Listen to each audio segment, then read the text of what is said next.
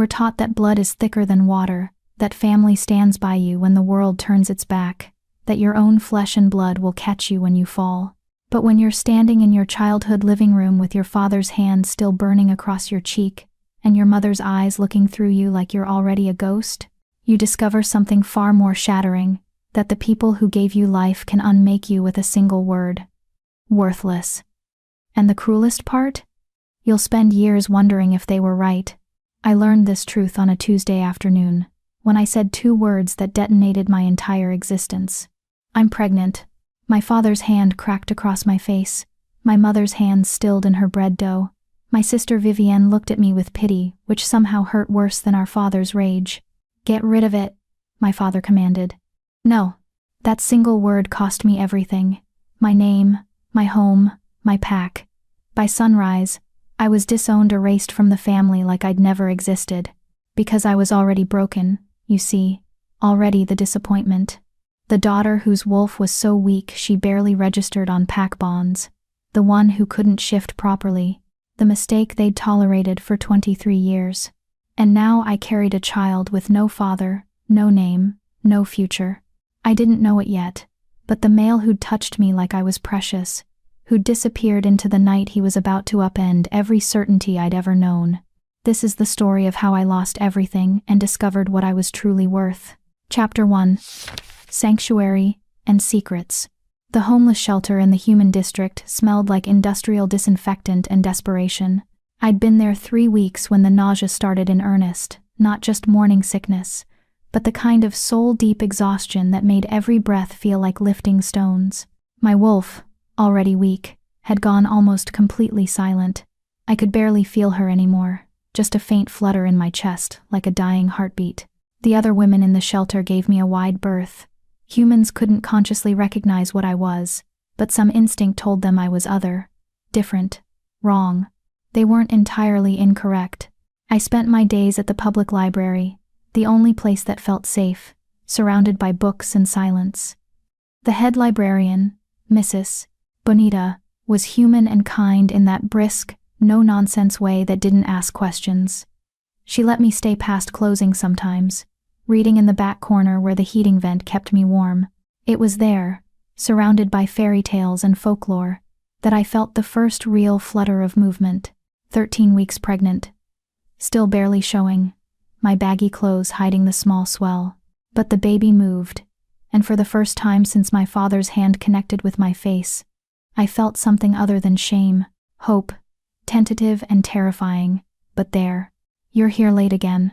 I looked up to find Mrs. Bonita standing at the end of the aisle, her reading glasses perched on her nose. She was maybe 60, with silver-strutted hair and eyes that saw too much. "Sorry," I said automatically, already gathering my things. "I'll go." I didn't say leave.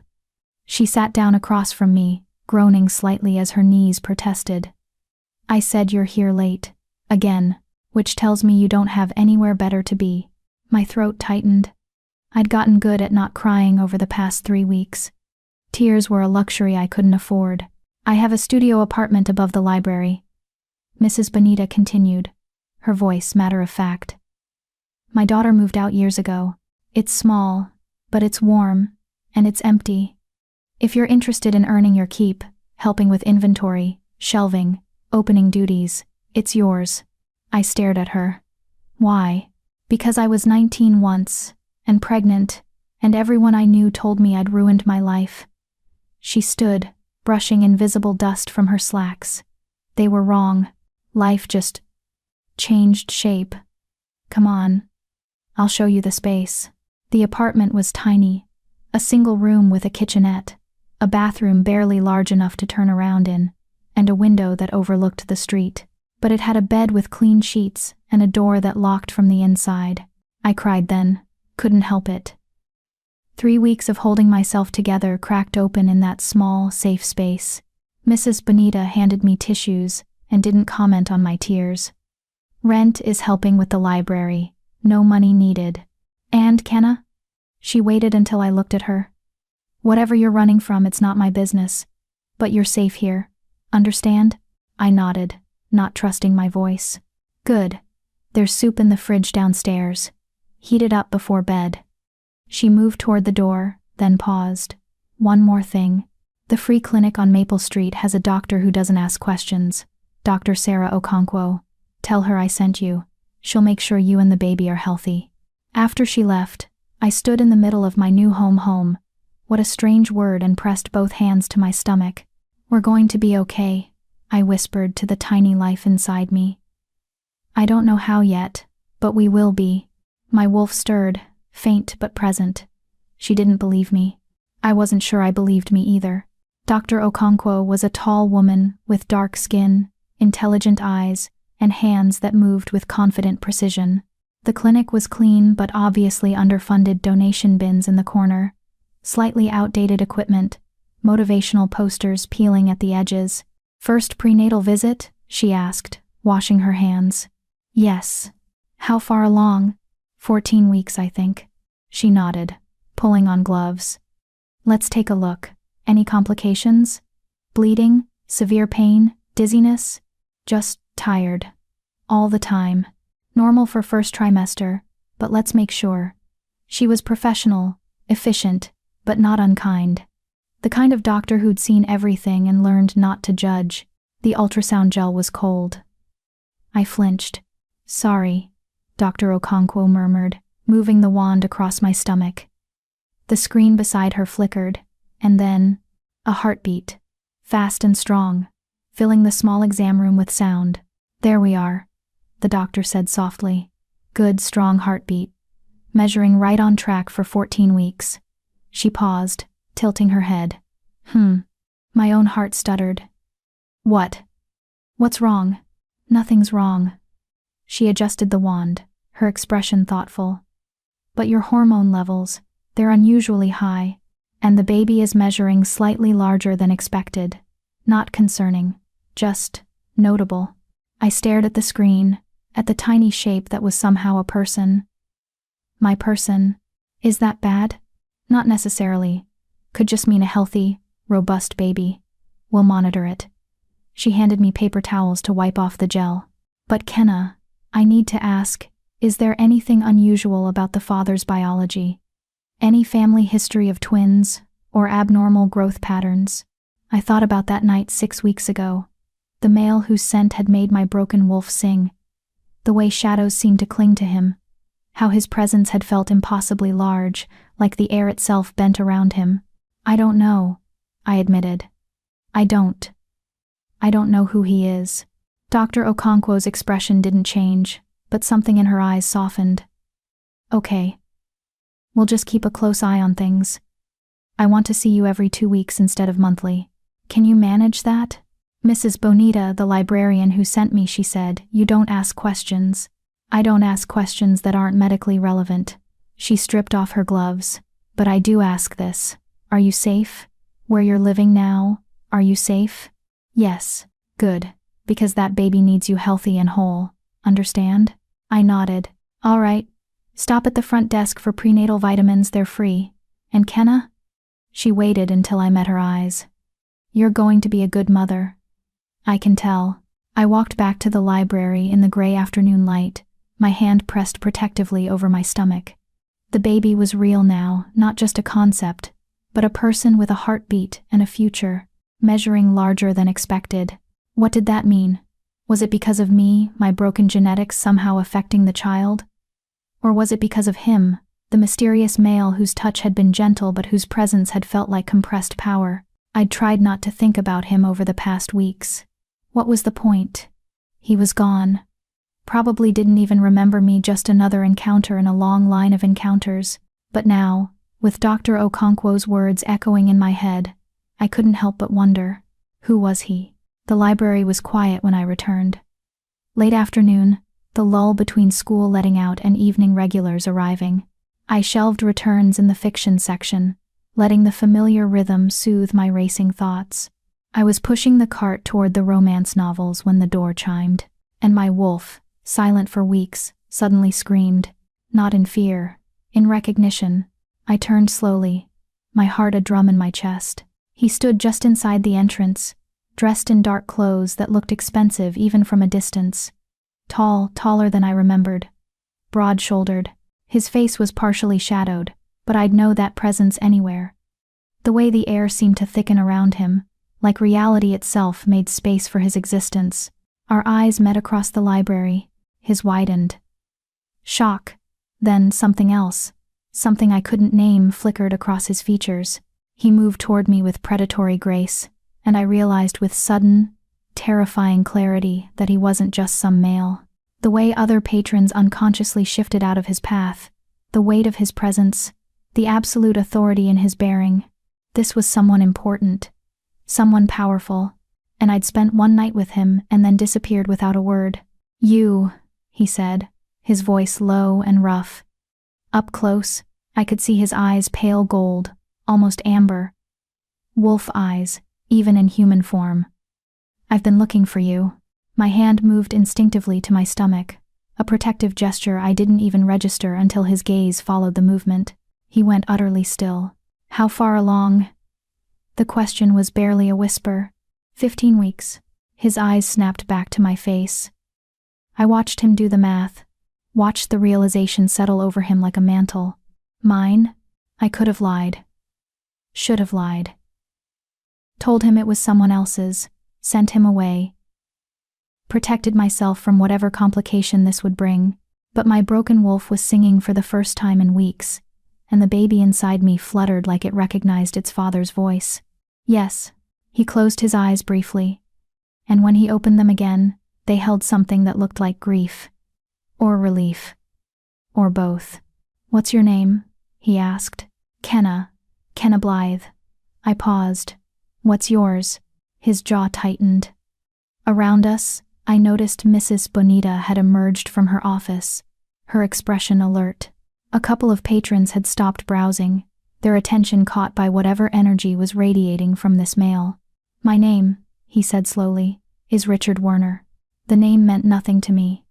Should it have? But then Mrs. Bonita made a small, strangled sound, and I saw recognition and fear flash across her human features. "And you," Richard continued, his eyes never leaving mine, "are carrying the heir to the northern throne." The library tilted. Or maybe that was just me.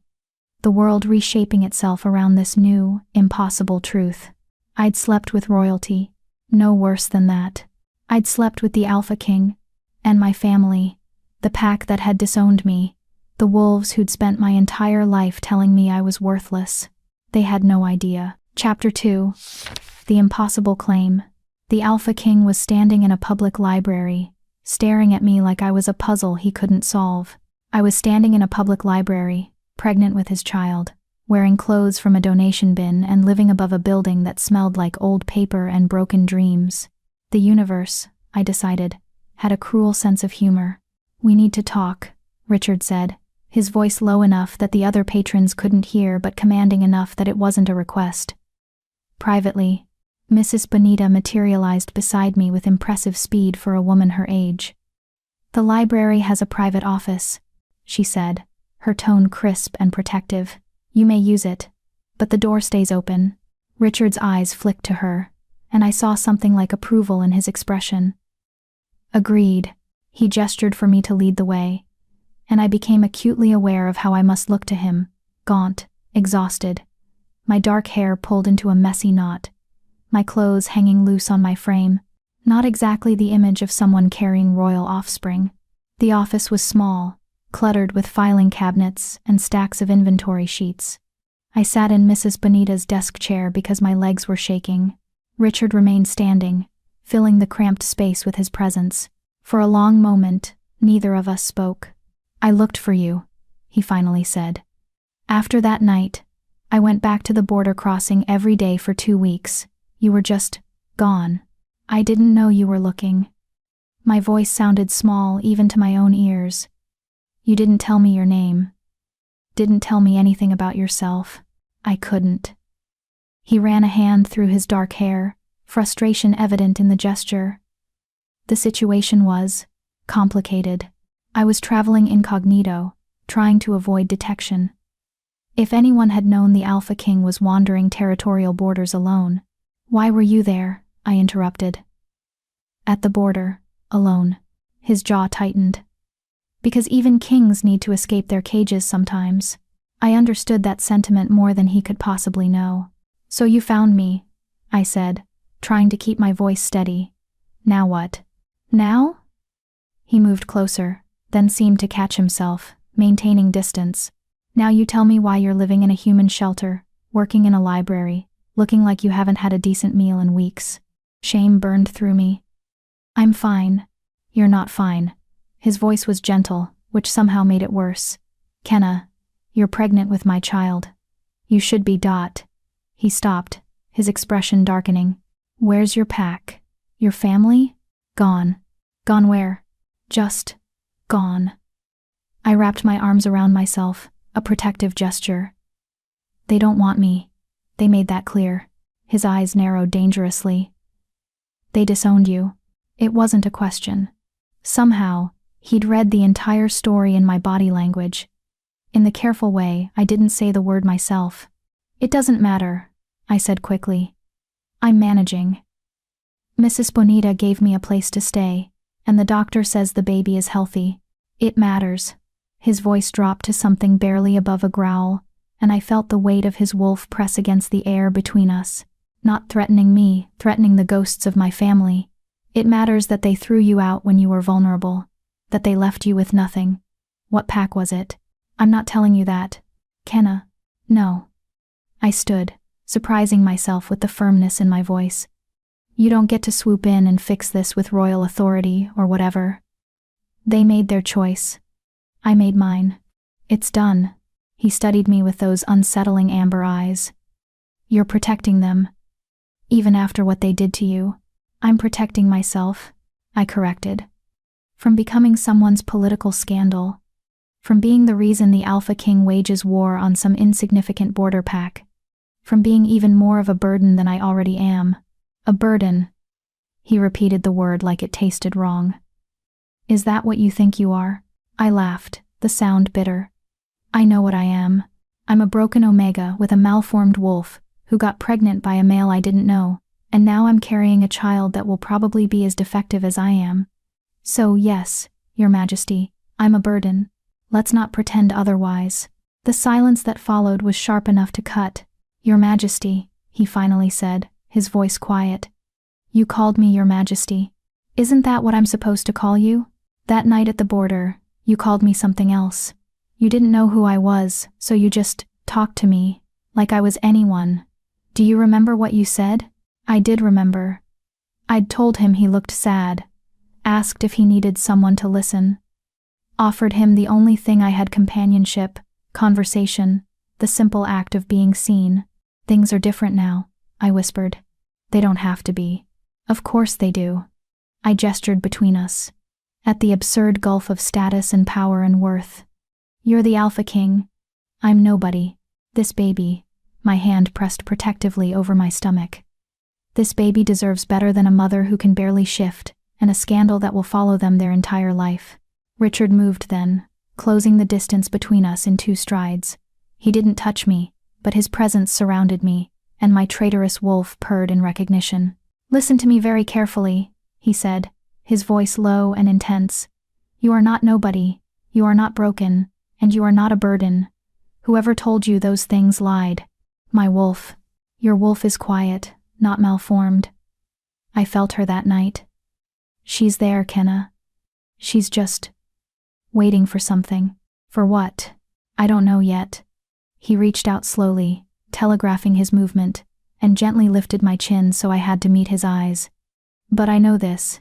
You're carrying my child. That makes you under my protection. That makes you part of my responsibility. And I don't abandon what's mine. Mine. The words sent shivers down my spine for reasons I didn't want to examine. What are you proposing? I asked. Come back with me. To the Northern Palace. You'll have medical care, proper nutrition, safety. The baby will have everything they need. As what? Your charity case? His jaw tightened.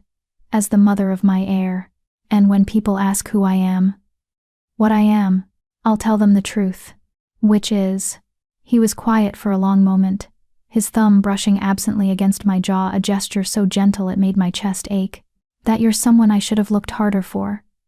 he finally said. Someone I should have protected from the moment I realized what we'd created together. It was a pretty answer. A kingly answer. It wasn't love. But then again, I'd stopped believing in that particular fairy tale the moment my father's hand connected with my face. I need time, I said. To think about this. How much time? I don't know. A day? 2? He looked like he wanted to argue, but something in my expression must have convinced him. He stepped back, pulling a card from his pocket. My private number. Call me when you decide. He paused at the door. Kenna? That night at the border, I didn't know you were from a pack that would abandon you. Didn't know you were vulnerable. If I had, what would you have done differently? Everything. The word hung in the air between us. I would have done everything differently. Then he was gone, and I was alone in Mrs. Bonita's office, holding a business card with a phone number that could change my entire life.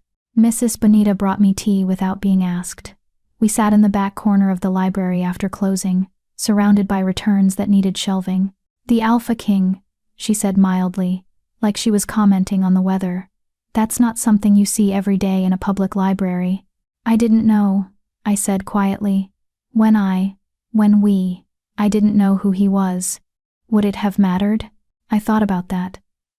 About the male I'd met at the border crossing sad-eyed and seeking escape, treating me like I was worth listening to, touching me like I was precious instead of broken. No, I admitted. It wouldn't have. He's offering you protection, Mrs. Bonita said. Safety. Resources for you and the baby. Those aren't small things, Kenna. I know. But you're afraid. Terrified. I wrapped my hands around the warm mug. What if I go there and realize I'm even more out of place than I was in my own pack? What if the baby is born broken like me, and then I've dragged them into a world where they'll be judged even more harshly? What if you're braver than you think? Mrs. Bonita interrupted gently. What if that baby needs you to be brave? I looked down at my stomach, still barely showing under my loose sweater. 15 weeks. 4 more months until I'd hold this tiny person in my arms. 4 more months to figure out who I was supposed to be.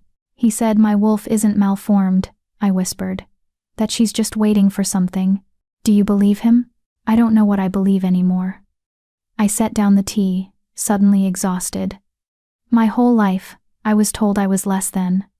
Defective. Wrong, and I believed it because everyone I trusted said it was true. But then this stranger, this king, looks at me like I'm something worth protecting. And I don't. I trailed off, unable to finish the thought. Mrs. Bonita reached across the table and squeezed my hand. My grandmother used to say that sometimes we can't see our own worth because we're too busy looking at it through other people's eyes. Maybe it's time to look through your own. I called him the next morning. I'll come with you, I said without preamble. But I have conditions. Name them. His voice was alert, focused. I'm not a prisoner. If I want to leave, I leave. Agreed. I make my own decisions about the pregnancy, my body, my choice. Of course. And I took a breath. No one can know about my past. My pack, my family. Why I left. That stays private. He was quiet for a moment. Kenna, people will ask questions. The mother of the heir appearing from nowhere, then make something up. Tell them I'm from a distant pack, or that we met during your travels, or that it's none of their business. But I won't be pitied. I won't be the tragic story everyone whispers about. That's non-negotiable. All right, he said softly. Your past stays yours. Anything else? Yes. One more thing. What? That night at the border you told me I was perfect. That I shouldn't let them tell me otherwise. I gripped the phone tighter. Did you mean that? Or was it just something you say? The silence stretched so long I thought the connection had dropped. I meant it, he finally said, his voice rough. Every word. Then prove it. When I get there, when people look at me and see someone who doesn't fit, someone who's broken, prove to me that you meant it. I will. It sounded like a vow. I'll send a car for you this afternoon. Pack what you need. Kenna? Yes? Thank you. For trusting me with this. I hung up before I could tell him that trust had nothing to do with it. Survival did. Mrs. Bonita helped me pack my meager belongings, a process that took all of 20 minutes. Everything I owned in the world fit into 2 bags. "You'll write to me?" she asked, pressing a small book into my hands. "Jane Eyre. To let me know you're all right?" "I will." I hugged her, this human woman who'd shown me more kindness in 3 weeks than my own family had in 23 years. "Thank you. For everything. You're going to be fine," she said firmly. "You're stronger than you know." I wished I believed her. The car that arrived was sleek, black, and had tinted windows that screamed important person inside. The driver was a beta wolf with kind eyes who introduced himself as James and treated me like I was made of glass. As we pulled away from the library, I watched my tiny apartment window disappear from view, the first place that had felt safe, the first place that had been mine. "Nervous?" James asked, catching my expression in the rearview mirror. "Terrified," I admitted. "Don't be. His Majesty is different than you'd expect. Good, different."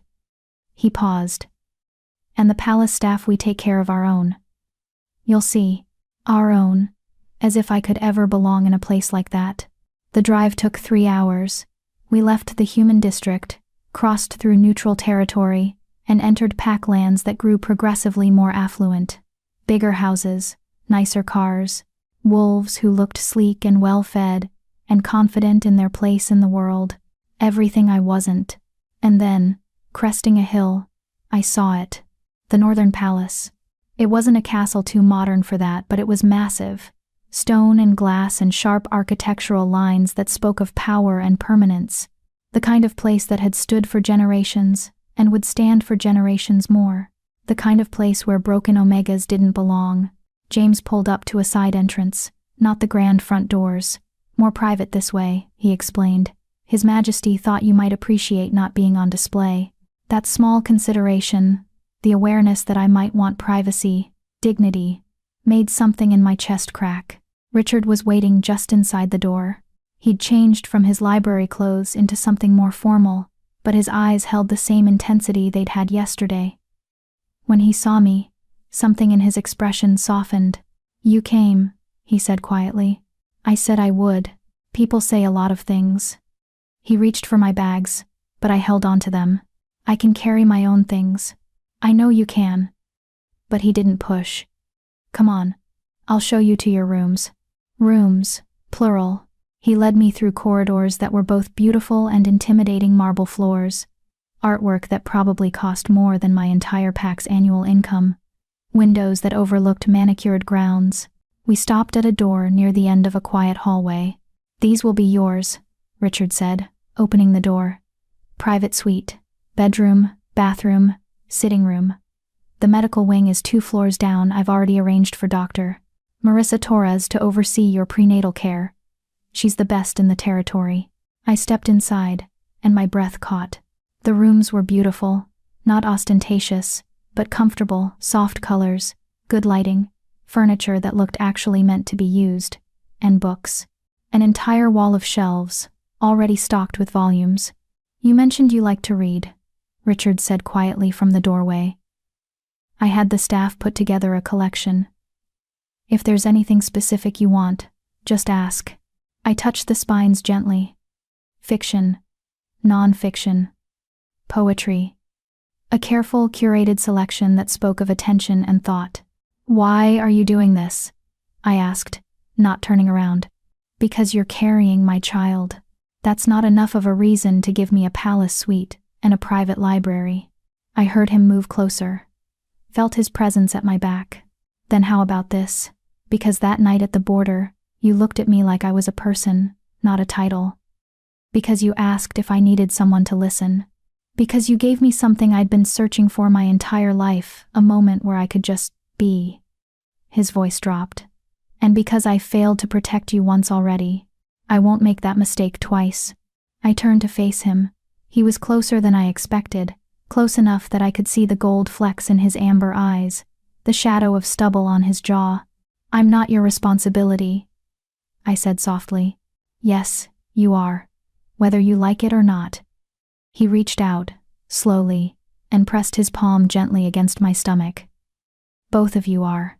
And for the first time since my father's hand connected with my face, since my mother looked through me like I was already gone, since I walked across that territory line alone and abandoned, I let myself believe that maybe, just maybe, someone actually meant it when they said I was worth protecting.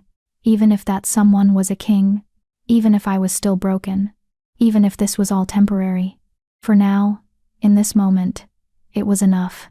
Chapter 3. The Gilded Cage. The first week in the palace taught me that luxury could be its own kind of prison. My rooms were beautiful, the food was exquisite, the staff were unfailingly polite, and I had never felt more alone in my entire life. Richard was absent. Not cruelly, so he checked in daily, always asking about my health, the baby, whether I needed anything. But there was a distance to it, a formality that hadn't existed in Mrs. Bonita's cramped office or that night at the border crossing. He was the Alphaking here, and I was a complication he was managing with careful precision. Dr. Torres was everything Richard had promised, competent, thorough, and blessedly discreet. She examined me in the medical wing with the same professional detachment Dr. Okonkwo had shown, though her equipment was far more advanced. "Baby's measuring well," she said during my first appointment, studying the ultrasound screen. "Heart rate is strong, growth is actually slightly advanced for 16 weeks. "Is that bad?" I asked, remembering Dr. Okonkwo's similar observation. "Not necessarily. Royal bloodlines often produce robust offspring." She glanced at me, her expression carefully neutral. "The father's genetics are significant." Significant. A diplomatic way of saying the Alpha King's child would be anything but ordinary. "And my genetics?" I couldn't help asking. "My wolf is—" "Your wolf is quiet, doctor," Torres interrupted gently. "That's different from absent, and pregnancy can affect shifting ability, especially in the first and third trimesters. Let's not borrow trouble, But trouble, I was learning, had a way of finding me anyway. It started with the whispers. I heard them when I ventured out of my rooms to explore the palace grounds. Staff members who didn't realize I was within earshot, their voices low but carrying in the marble hallways, appeared out of nowhere. "No pack affiliation listed. King's been so secretive about her. Probably some border trash he took pity on." That last one stung more than it should have. Because it was true, wasn't it? I was border trash. A discarded Omega with nowhere else to go. I retreated to my rooms after that, venturing out only for medical appointments and meals I took alone in my suite. The books Richard had provided became my escape, just as they'd always been. I was deep into a fantasy novel about a girl who discovered she had hidden power when someone knocked on my door. Not the staff they announced themselves verbally before entering. This was a firm, authoritative knock that expected to be answered. I opened the door to find a woman standing in the hallway. She was perhaps 40, beautiful in that sharp, maintained way that spoke of status and power. Her blonde hair was pulled into an elegant twist, and her eyes the same amber gold as Richard's assessed me with cool precision. "So you're the mystery girl," she said without preamble. "May I come in?" It wasn't really a question. I stepped aside, and she swept into my sitting room with the confidence of someone who belonged everywhere she went. "I'm Leanna Werner," she said, settling into one of my chairs like she owned it. "Richard's sister, though he's apparently decided to keep you hidden away like some kind of secret, so I had to hunt you down myself." His sister. I should have guessed from the family resemblance. "I'm Kenna," I said quietly, remaining standing. "Yes, I know. Kenna of no last name. No pack affiliation, no history." Her smile was sharp, very mysterious, very unlike my brother to be so secretive. "He's protecting my privacy, or protecting his reputation." She crossed her legs, studying me with unnerving focus. "You're carrying his child, yes?" There was no point in denying it. "Yes. How far along?" 16 weeks. "And you met him?" "That's between Richard and me." Her eyebrows rose. "You've got spine, I'll give you that." She stood, moving closer. "Let me be direct, since my brother seems incapable of it. You appearing pregnant with the heir has caused complications. Political ones. Richard has rejected 3 marriage alliances in the past year, And now suddenly, there's a child on the way with a woman no one's ever heard of. People are talking. Let them talk. Easy to say when you're hidden away in a gilded cage. Her voice wasn't cruel, exactly, but it wasn't kind either. Harder when you're the one standing beside him in public, being measured against every eligible female in the Northern Territory. And trust me, they will measure you. Against your bloodline, your wolf, your worthiness to carry royal offspring. Everything she was saying, I'd already thought 1,000 times over in the past week. Why are you telling me this? I asked. Because my brother is brilliant at strategy and terrible at people. He thinks keeping you hidden is protecting you, but all it's doing is making you seem like something shameful, like you're not good enough to be acknowledged. She moved toward the door, then paused. If you want to survive here, Kenna of Nowhere, you're going to have to be more than just the mother of his child. You're going to have to prove you belong. And if I can't? Her smile was almost pitying. Then you'll be exactly what everyone already suspects, a mistake he's too honorable to abandon. She left, and I sank into the chair she'd vacated, her words echoing in my head. A mistake he's too honorable to abandon. Was that all I was? I didn't see Richard for 3 days after Leanna's visit. According to the staff, he was dealing with diplomatic matters in the capital. Important things. King things. Things that had nothing to do with the broken Omega carrying his child. I spent the time reading, sleeping, and trying to ignore the way my wolf had gone completely silent again. She'd stirred when Richard was near, but now nothing. Just that familiar emptiness in my chest, where a proper wolf should be. On the 4th day, he appeared at my door, just after sunset. He looked exhausted, shadows under his eyes, tension in his shoulders. But he smiled when he saw me, and something in my traitorous heart fluttered. "Can I come in?" he asked. I stepped aside, and he entered my sitting room, immediately moving to the window that overlooked the gardens. For a long moment, he just stood there, and I studied his profile in the dying light. "I'm sorry," he finally said, "for being absent. I didn't mean to. I should have checked in more. You're the Alpha King, you're busy. That's not an excuse." He turned to face me. "How are you feeling? How's the baby?" "Dr. Torres says everything is progressing normally. The baby is healthy. And you?" The question caught me off guard. Not how's the pregnancy, but how are you? Such a small distinction. Such a different thing entirely. "I'm fine," I said automatically. "Kenna." His voice was gentle but firm. I can smell the lie. Right. Wolf senses. I kept forgetting he could read my body's responses even when my words were carefully neutral. "Your sister visited me," I said, instead of answering.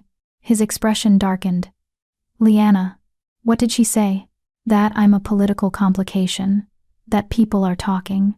That by hiding me away, you're making it seem like I'm something to be ashamed of." "You're not. Aren't I?" I interrupted. "Be honest, Richard. If I were from a prominent pack, if my bloodline were impressive, if my wolf were strong, would I still be hidden in these rooms? Or would you have introduced me to your court already?" The silence that followed was damning. "It's not about shame," he finally said, his voice rough. "It's about protecting you. The moment I present you publicly, you become a target. For political rivals, for females who wanted to be in your position, for anyone who thinks they can use you to get to me. So I'm supposed to hide forever? No. Just until we figure this out." "Figure what out?" He moved closer, and I caught his scent pine and winter air, and something uniquely him that made my wolf stir weakly. "How to keep you safe," he said quietly. "How to give our child the best possible future. How to navigate the fact that I'm the Alpha King and you're a nobody." I finished for him. A broken Omega with no pack and no prospects. "You can say it. That's not what I was going to say." "Then what were you going to say?" He reached out, his hand cupping my face with that same gentle reverence he'd shown at the border crossing, in the library, in this very room a week ago. "That you're the woman who made me feel human for the first time in years, who looked at me and saw a person, not a crown, who's carrying my child and facing a world that will judge her for it with more courage than most of my trained warriors." His thumb brushed across my cheekbone. And I don't know how to protect that. How to protect you from what's coming. My chest ached. Maybe you can't. I have to. His voice was fierce. I failed you once, Kenna. I'm not doing it again. You didn't fail me. You didn't even know. I should have looked harder. Should have found you before you were living in a shelter. Before you were alone and scared. His other hand moved to my stomach, pressing gently against the small swell. Before our child's mother was going through hell while I sat in my palace completely unaware. Stop, I whispered. Stop making yourself the villain of this story. You're not. The villains are the family who threw me out. The pack that decided I was disposable. Not you. Then let me be the hero. His forehead pressed against mine, and I felt the tension radiating through him. Let me fix this. You can't fix me. I'm not broken in ways that can be mended with money or status, or, you're not broken at all. His voice was absolute. And I'm going to prove that to you, even if it takes the rest of my life. The promise hung between us, dangerous and beautiful and terrifying, because I wanted to believe him, wanted to believe that someone as powerful and certain as the Alpha King could look at me and see something worth protecting, worth keeping, worth more than the sum of my failures. But I'd believed people before. Believed my family when they said blood was thicker than water. Believed my pack when they said everyone had a place. And look where that had gotten me. I met with Dr. Torres yesterday, I said, changing the subject before I could do something stupid like cry. She wants to do a more detailed scan next week, to check the baby's development. Richard pulled back slightly, his hand still framing my face. I want to be there. For the appointment. You don't have to. I want to, he insisted. If you'll let me. The question in his eyes, the uncertainty, the genuine desire to be included, cracked something in my carefully maintained walls. Okay, I whispered. You can come. His smile was worth every risk I was taking. The week passed in a strange sort of limbo. Richard visited every evening, sometimes for hours, sometimes just for a few minutes between meetings. We talked about nothing. About everything. He told me about his responsibilities as king, the political maneuvering that consumed his days. I told him about the books I was reading, the way the baby moved now when I was quiet. We didn't talk about the future. Didn't discuss what would happen when the baby was born, when I couldn't hide in these rooms anymore, when the world would demand answers about who I was and why I mattered. We existed in the present, and it was both comforting and terrifying. The night before the ultrasound appointment, I had a nightmare. I was back in my family's living room, but this time I was holding a baby. My father was there, and Richard, and they were arguing over the child pulling, demanding, each claiming ownership. And I was screaming but no sound came out, and my wolf was dying in my chest, and the baby was crying. I woke gasping, my hands pressed protectively over my stomach. You're okay, I whispered to the baby. We're okay, we're safe. But even as I said it, I wondered if it was true. Dr. Torres's ultrasound room was more advanced than anything I'd seen before. Multiple screens, 3D imaging capabilities, equipment that probably cost more than most people made in a year. Richard arrived exactly on time, dressed more casually than usual in dark jeans, and a sweater that somehow made him look more intimidating, not less. Ready? He asked quietly. I nodded, not trusting my voice. The gel was cold. Dr. Torres moved the wand across my stomach with practiced ease, and the screens flickered to life. And there, in crystalline detail, was our baby. Oh, I breathed. Look at that, Doctor, Torres murmured, adjusting the image. Baby is very active today. You can see the hands here, moving, and there's the heartbeat strong and steady at 152 beats per minute. I couldn't look away. The tiny person on the screen was so much more defined than the blob from my first ultrasound. I could see features, movement, the curl of tiny fingers. That's our child, Richard said, his voice filled with wonder. His hand found mine, threading our fingers together. Kenna, that's our child. Everything looks excellent, Dr. Torres continued. Growth is right on track actually, slightly advanced. Baby is measuring closer to 18 weeks rather than 17. And she paused, adjusting the angle. Would you like to know the sex? I looked at Richard, His eyes were still fixed on the screen, but he squeezed my hand. Yes, we said simultaneously. Dr. Torres smiled. Congratulations, you're having a son. A son. The word echoed through me, reshaping everything. Not just a baby, but a person. A boy who would grow up in this palace, with this king as his father, carrying royal blood through his veins. A boy who would also carry my broken genes, my malformed wolf, my legacy of inadequacy. He's perfect, Richard whispered, and I heard the emotion threading through his voice. Absolutely perfect. Dr. Torres printed several images for us, explaining details about development and growth that I barely processed. All I could see was that tiny form on the screen. My son, real and alive and depending on me to keep him safe. When the appointment ended, Richard walked me back to my rooms in silence. But it wasn't an uncomfortable quiet, it was the kind of silence that came from both being lost in the same overwhelming revelation. At my door, he finally spoke. A son. He said it like he was testing the word, tasting its weight. We're having a son. Are you disappointed? I asked. That it's not a daughter? Disappointed? He looked at me like I'd grown a second head. Kenna, I'm terrified and thrilled and completely overwhelmed. But disappointed? Never. Even though he might be like me, broken. His hand came up to cup my face, that gesture I was beginning to crave.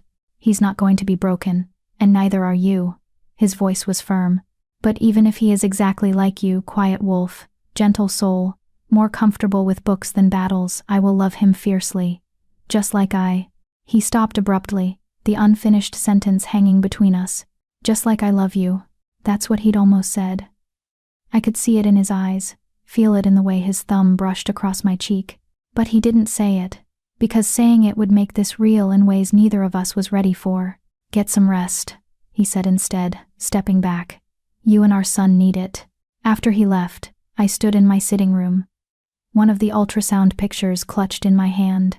A son, mine and Richard's. Half broken Omega, half Alphaking. What kind of future waited for a child caught between two such different worlds? That night, for the first time since arriving at the palace, my wolf stirred. Not strongly, not dramatically. But there, a faint presence in my chest, like a candle flame flickering to life in the dark. I pressed my hand over my heart, then moved it to my stomach where my son grew. We're going to figure this out, I whispered. Somehow. My wolf didn't answer, but she didn't retreat either. And for now, that was enough. Chapter 4. The Emerald Promise. The invitation arrived 3 days after the ultrasound. Thick cream cardstock, elegant script, sealed with the Northern Territory's official emblem. I stared at it on my breakfast tray like it might bite me. You are cordially invited to the Spring Equinox Gala. Formal attire required. Partners welcome. It wasn't addressed to me specifically. According to the note attached in Richard's handwriting, every member of the palace household received one, but the subtext was clear. This was my opportunity to stop hiding, or my opportunity to be publicly humiliated. Depending on how you looked at it. I was still staring at the invitation when Liana appeared at my door, not bothering to knock. So he's finally letting you out of your cage, she said, eyeing the cardstock in my hand. About time. I don't have to go, I said. Of course you do. Unless you want to spend the rest of your pregnancy, and possibly your life hidden away like some shameful secret. She moved to my closet, opening it to reveal the modest collection of clothes the staff had provided. We're going to need to do something about this. About what? Your wardrobe. You can't show up to the spring gala looking like you've been shopping at human donation centers. She pulled out her phone. I'm calling my stylist. Don't argue. Liana, listen to me, Kenna. She turned, her expression serious. I wasn't kind when we first met. I was testing you, seeing if you'd break easily. You didn't. That's good. But now the real test comes facing my brother's court, the pack hierarchy, every female who's been vying for his attention. They will eat you alive if you show weakness. I'm not strong like you, I said quietly.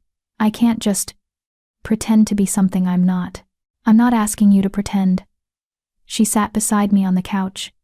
I'm asking you to remember that you're carrying the future heir to the northern throne. That alone gives you power, whether you believe it or not. But you have to act like it. And if I can't?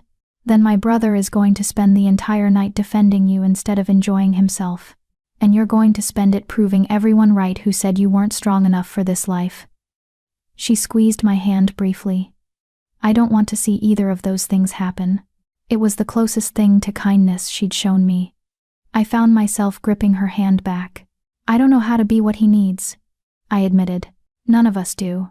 We just fake it until it becomes real. She stood, already dialing. Now, let's make sure you look like you belong, even if you don't feel it yet. The stylist's name was Dominic, and he descended on my rooms like a whirlwind of fabric swatches and measuring tape. He was a beta wolf with impeccable taste, and absolutely no filter. Darling, we have work to do, he announced, circling me like a predator. But good bones. Excellent bone structure, actually. And that hair, we can work with that hair. I don't want anything too flashy, I said nervously. Flashy? No. We want elegant, regal, understated but unmistakable. He held up a swatch of deep emerald fabric. This is your color. Brings out your eyes, complements your skin tone. Yes? I had no idea. I'd never thought about my colors or skin tone or any of it. Sure, I said weakly. Over the next 3 hours, I was measured, draped, pinned, and photographed from every angle. Dominic worked with intense focus, muttering to himself about hemlines and necklines, and the proper way to accommodate a baby bump without looking matronly. The gala is in 5 days, he announced finally. Your dress will be ready the morning of. Don't worry, you're going to be stunning. After he left, I collapsed onto my couch, exhausted. Leanna had stayed the entire time, offering opinions and deflecting Dominic's more outrageous suggestions. Now, she studied me with something like approval. You survived fashion by Dominic. That's actually impressive. I feel like I've been through a war. That was just the first battle. She moved toward the door. The real war starts at the gala. But Kenna? I'll be there. Not to protect you, you don't need that. But to make sure everyone knows you're not alone. It was more than I'd expected from her. More than I probably deserved. Why are you helping me? I asked. She paused, her hand on the doorframe. Because my brother has been lonely his entire life. Burdened by duty. Isolated by his crown. And then you happened, and I saw something in his eyes I haven't seen in years. Hope. She looked back at me. Don't make me regret defending you. Then she was gone, and I was alone with the weight of expectations I didn't know how to meet. Richard found me that evening in the palace gardens. I'd started walking there after dinner, needing air and space and something other than the 4 walls of my rooms. You got the invitation, he said, falling into step beside me. Yes, and I'm terrified. No point in lying, he could smell my anxiety anyway. He was quiet for a moment, our footsteps crunching on the gravel path. The spring flowers were blooming, their scent heavy in the evening air. I should have asked you first, he finally said. Before sending the invitation, should have prepared you, made sure you were ready. Would I ever be ready? Probably not. He smiled slightly. I'm not sure I'm ready, and I've been doing this my whole life. We stopped at a fountain, the water catching the last rays of sunset. I sat on the stone edge, and Richard joined me. People are going to stare, I said quietly. They're going to wonder who I am, where I came from, whether I'm worthy of you. They can wonder all they want. It doesn't change the truth, which is, he turned to face me fully, that you're the mother of my child, that you're under my protection, that anyone who disrespects you disrespects me. That's not the same as me actually belonging there. Kenna. His hand found mine. You belong wherever I say you belong. That's how this works. That's not how I work. I pulled my hand back gently. I can't just borrow your authority, Richard. I need to. I need to find my own footing, my own worth, or I'm just going to be an extension of you, and that's not, I can't be that. He studied me for a long moment. You're right. I'm sorry. I keep trying to fix this with power and position, and that's not what you need. I don't know what I need, I admitted. Just Time, maybe, and patience, while I figure out how to exist in a world that was never meant for people like me. People like you, he repeated softly. Intelligent, brave, kind people who see past appearances to what matters. Broken people, I corrected, with malformed wolves and no pack and a history they're ashamed of. I'm not ashamed of you. You should be. Well, I'm not. His voice was firm. And at the gala, when people meet you for the first time, they're going to see what I see. Someone remarkable who's been told she's ordinary for so long she started to believe it. I wanted to argue. Wanted to list all the reasons he was wrong. All the evidence of my inadequacy. But my son chose that moment to kick. A strong flutter that made me gasp and press my hand to my stomach. Richard's eyes widened. Was that? He's moving. I grabbed Richard's hand and placed it where I'd felt the kick. Wait. He might do it again. We sat in silence, his palm warm against my belly. And then there, another kick, stronger this time. The expression on Richard's face was pure wonder. That's our son. Yes. He's strong. He is. I covered his hand with mine. Richard, what if he's like me? What if my broken genetics affect him? Then he'll be like his mother, beautiful, intelligent, and far stronger than anyone gives him credit for. He met my eyes. And I will love him exactly as he is, just like I. He stopped again, that same abrupt halt as before. Just like I love you.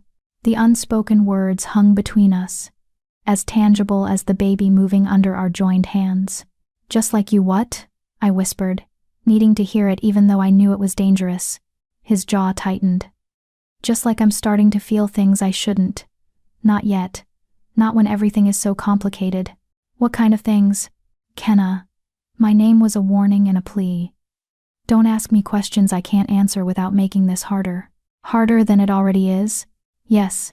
He pulled his hand back, standing abruptly. Because if I tell you what I'm feeling, you'll think it's about obligation, or duty, or guilt. And it's not. It's too soon. For both of us. He was right. I knew he was right. But part of me, the broken, lonely part that had been starving for affection my entire life, wanted him to say it anyway. I should go, he said. I have meetings in the morning. But Kenna? About the gala, you don't have to go if you don't want to. I won't force you into something you're not ready for. Your sister says I have to prove I belong. My sister has a lot of opinions. He smiled slightly. But she's not wrong. The gala would be a good opportunity to show the court that you're not hiding, that you have nothing to hide. Even though I do? Your past is your past. You don't owe anyone those details. He moved closer, tilting my chin up so I had to meet his eyes. But your future, our son's future that starts at the gala, when you walk into that ballroom beside me and show everyone that you're exactly where you're meant to be. And, if I can't convince them, then convince yourself first. His thumb brushed across my jaw. The rest will follow. The days before the gala passed in a blur of preparation. Dominic returned twice to adjust the dress.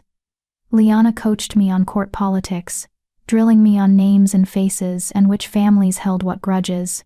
Even the palace staff seemed invested in my success, offering encouragement and advice with genuine warmth. I practiced walking in heels, something I'd rarely done. Practiced making conversation, holding my head high, smiling like I wasn't terrified. The night before the gala, I couldn't sleep. I lay in bed, one hand on my stomach where my son rested, and tried to quiet my racing thoughts. You can do this, I told myself. You've survived worse. Your family's rejection, living in a shelter, being alone and pregnant with nowhere to go. A fancy party should be easy compared to that, but it wasn't the party I was afraid of. It was the moment when Richard's court looked at me and saw exactly what I was, a nobody trying to play a role she'd never been meant for. It was the moment when Richard himself realized he'd made a mistake, that the woman from the border crossing wasn't who he thought she was. It was the moment when I proved, once and for all, that my family had been right about me. My wolf stirred, still weak but present. For the first time, I felt something from her, not words exactly, but a sense. A feeling. Survive. It was what we'd always done. What we'd always been good at. So maybe I couldn't be elegant or sophisticated, or worthy of a king, but I could survive.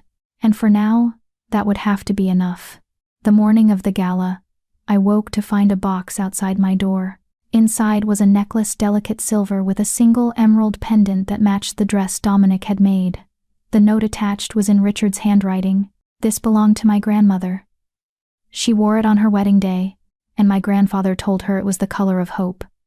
I think she'd want you to have it. You're going to be magnificent tonight. Don't let anyone tell you otherwise. D. I held the necklace up to the light, watching the emerald catch the sun. The color of hope. I fastened it around my neck, and for the first time since the invitation arrived, I felt something other than fear. Maybe I wouldn't be magnificent. Maybe I would stumble and fail and prove everyone's doubts correct.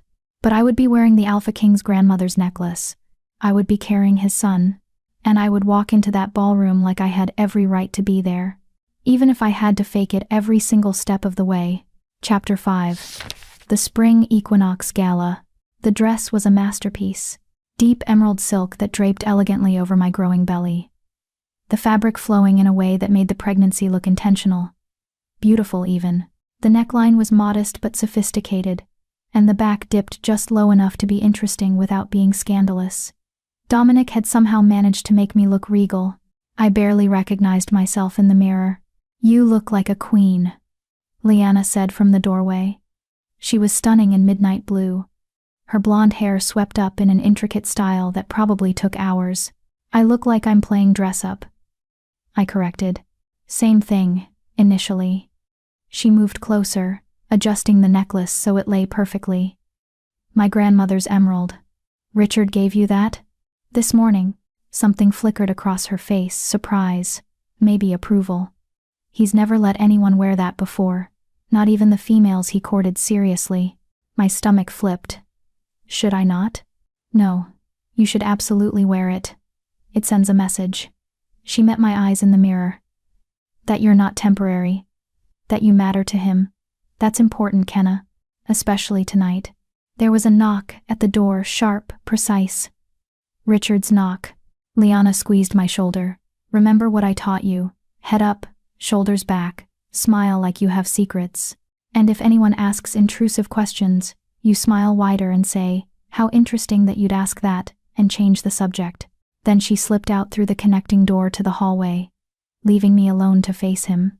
I opened the door. Richard stood in full formal attire, a black suit tailored perfectly to his frame, silver accents that caught the light.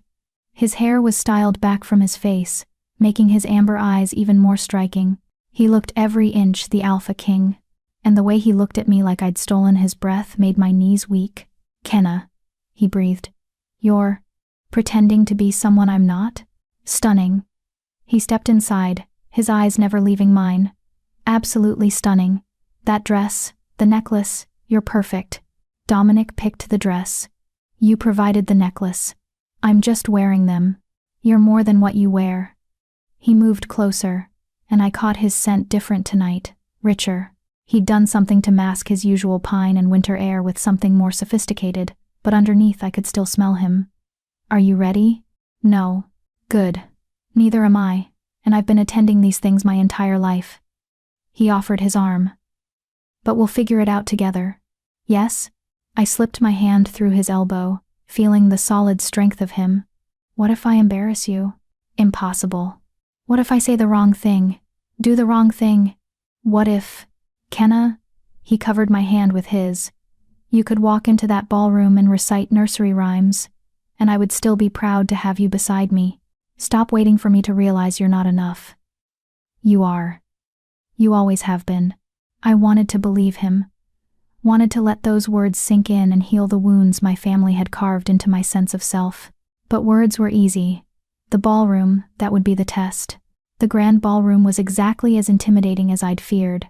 Massive crystal chandeliers cast golden light across marble floors polished to a mirror shine. Hundreds of wolves in formal attire mingled, their conversations creating a low hum that filled the cavernous space. The air was thick with power alphas, betas, diplomats from neighboring territories, all radiating authority and confidence. And me, the broken omega from nowhere, wearing borrowed elegance and carrying secrets. Every head turned as we entered.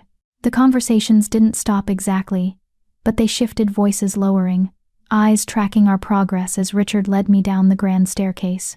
I felt their gazes like physical touches, assessing, judging, cataloging every detail. "Breathe," Richard murmured. "You're doing perfectly." I wasn't sure what I was doing, but I kept my head up and my hand steady on his arm, just like Liana had coached me. At the bottom of the stairs, we were immediately surrounded. "Your Majesty," a distinguished older male said, bowing slightly. "Wonderful to see you." "And this must be?" "This is Kenna," Richard said smoothly, his hand moving to the small of my back. "Kenna, this is Ambassador Rutherford from the Eastern Coalition." "Ambassador." I inclined my head, remembering Liana's instructions about formal greetings.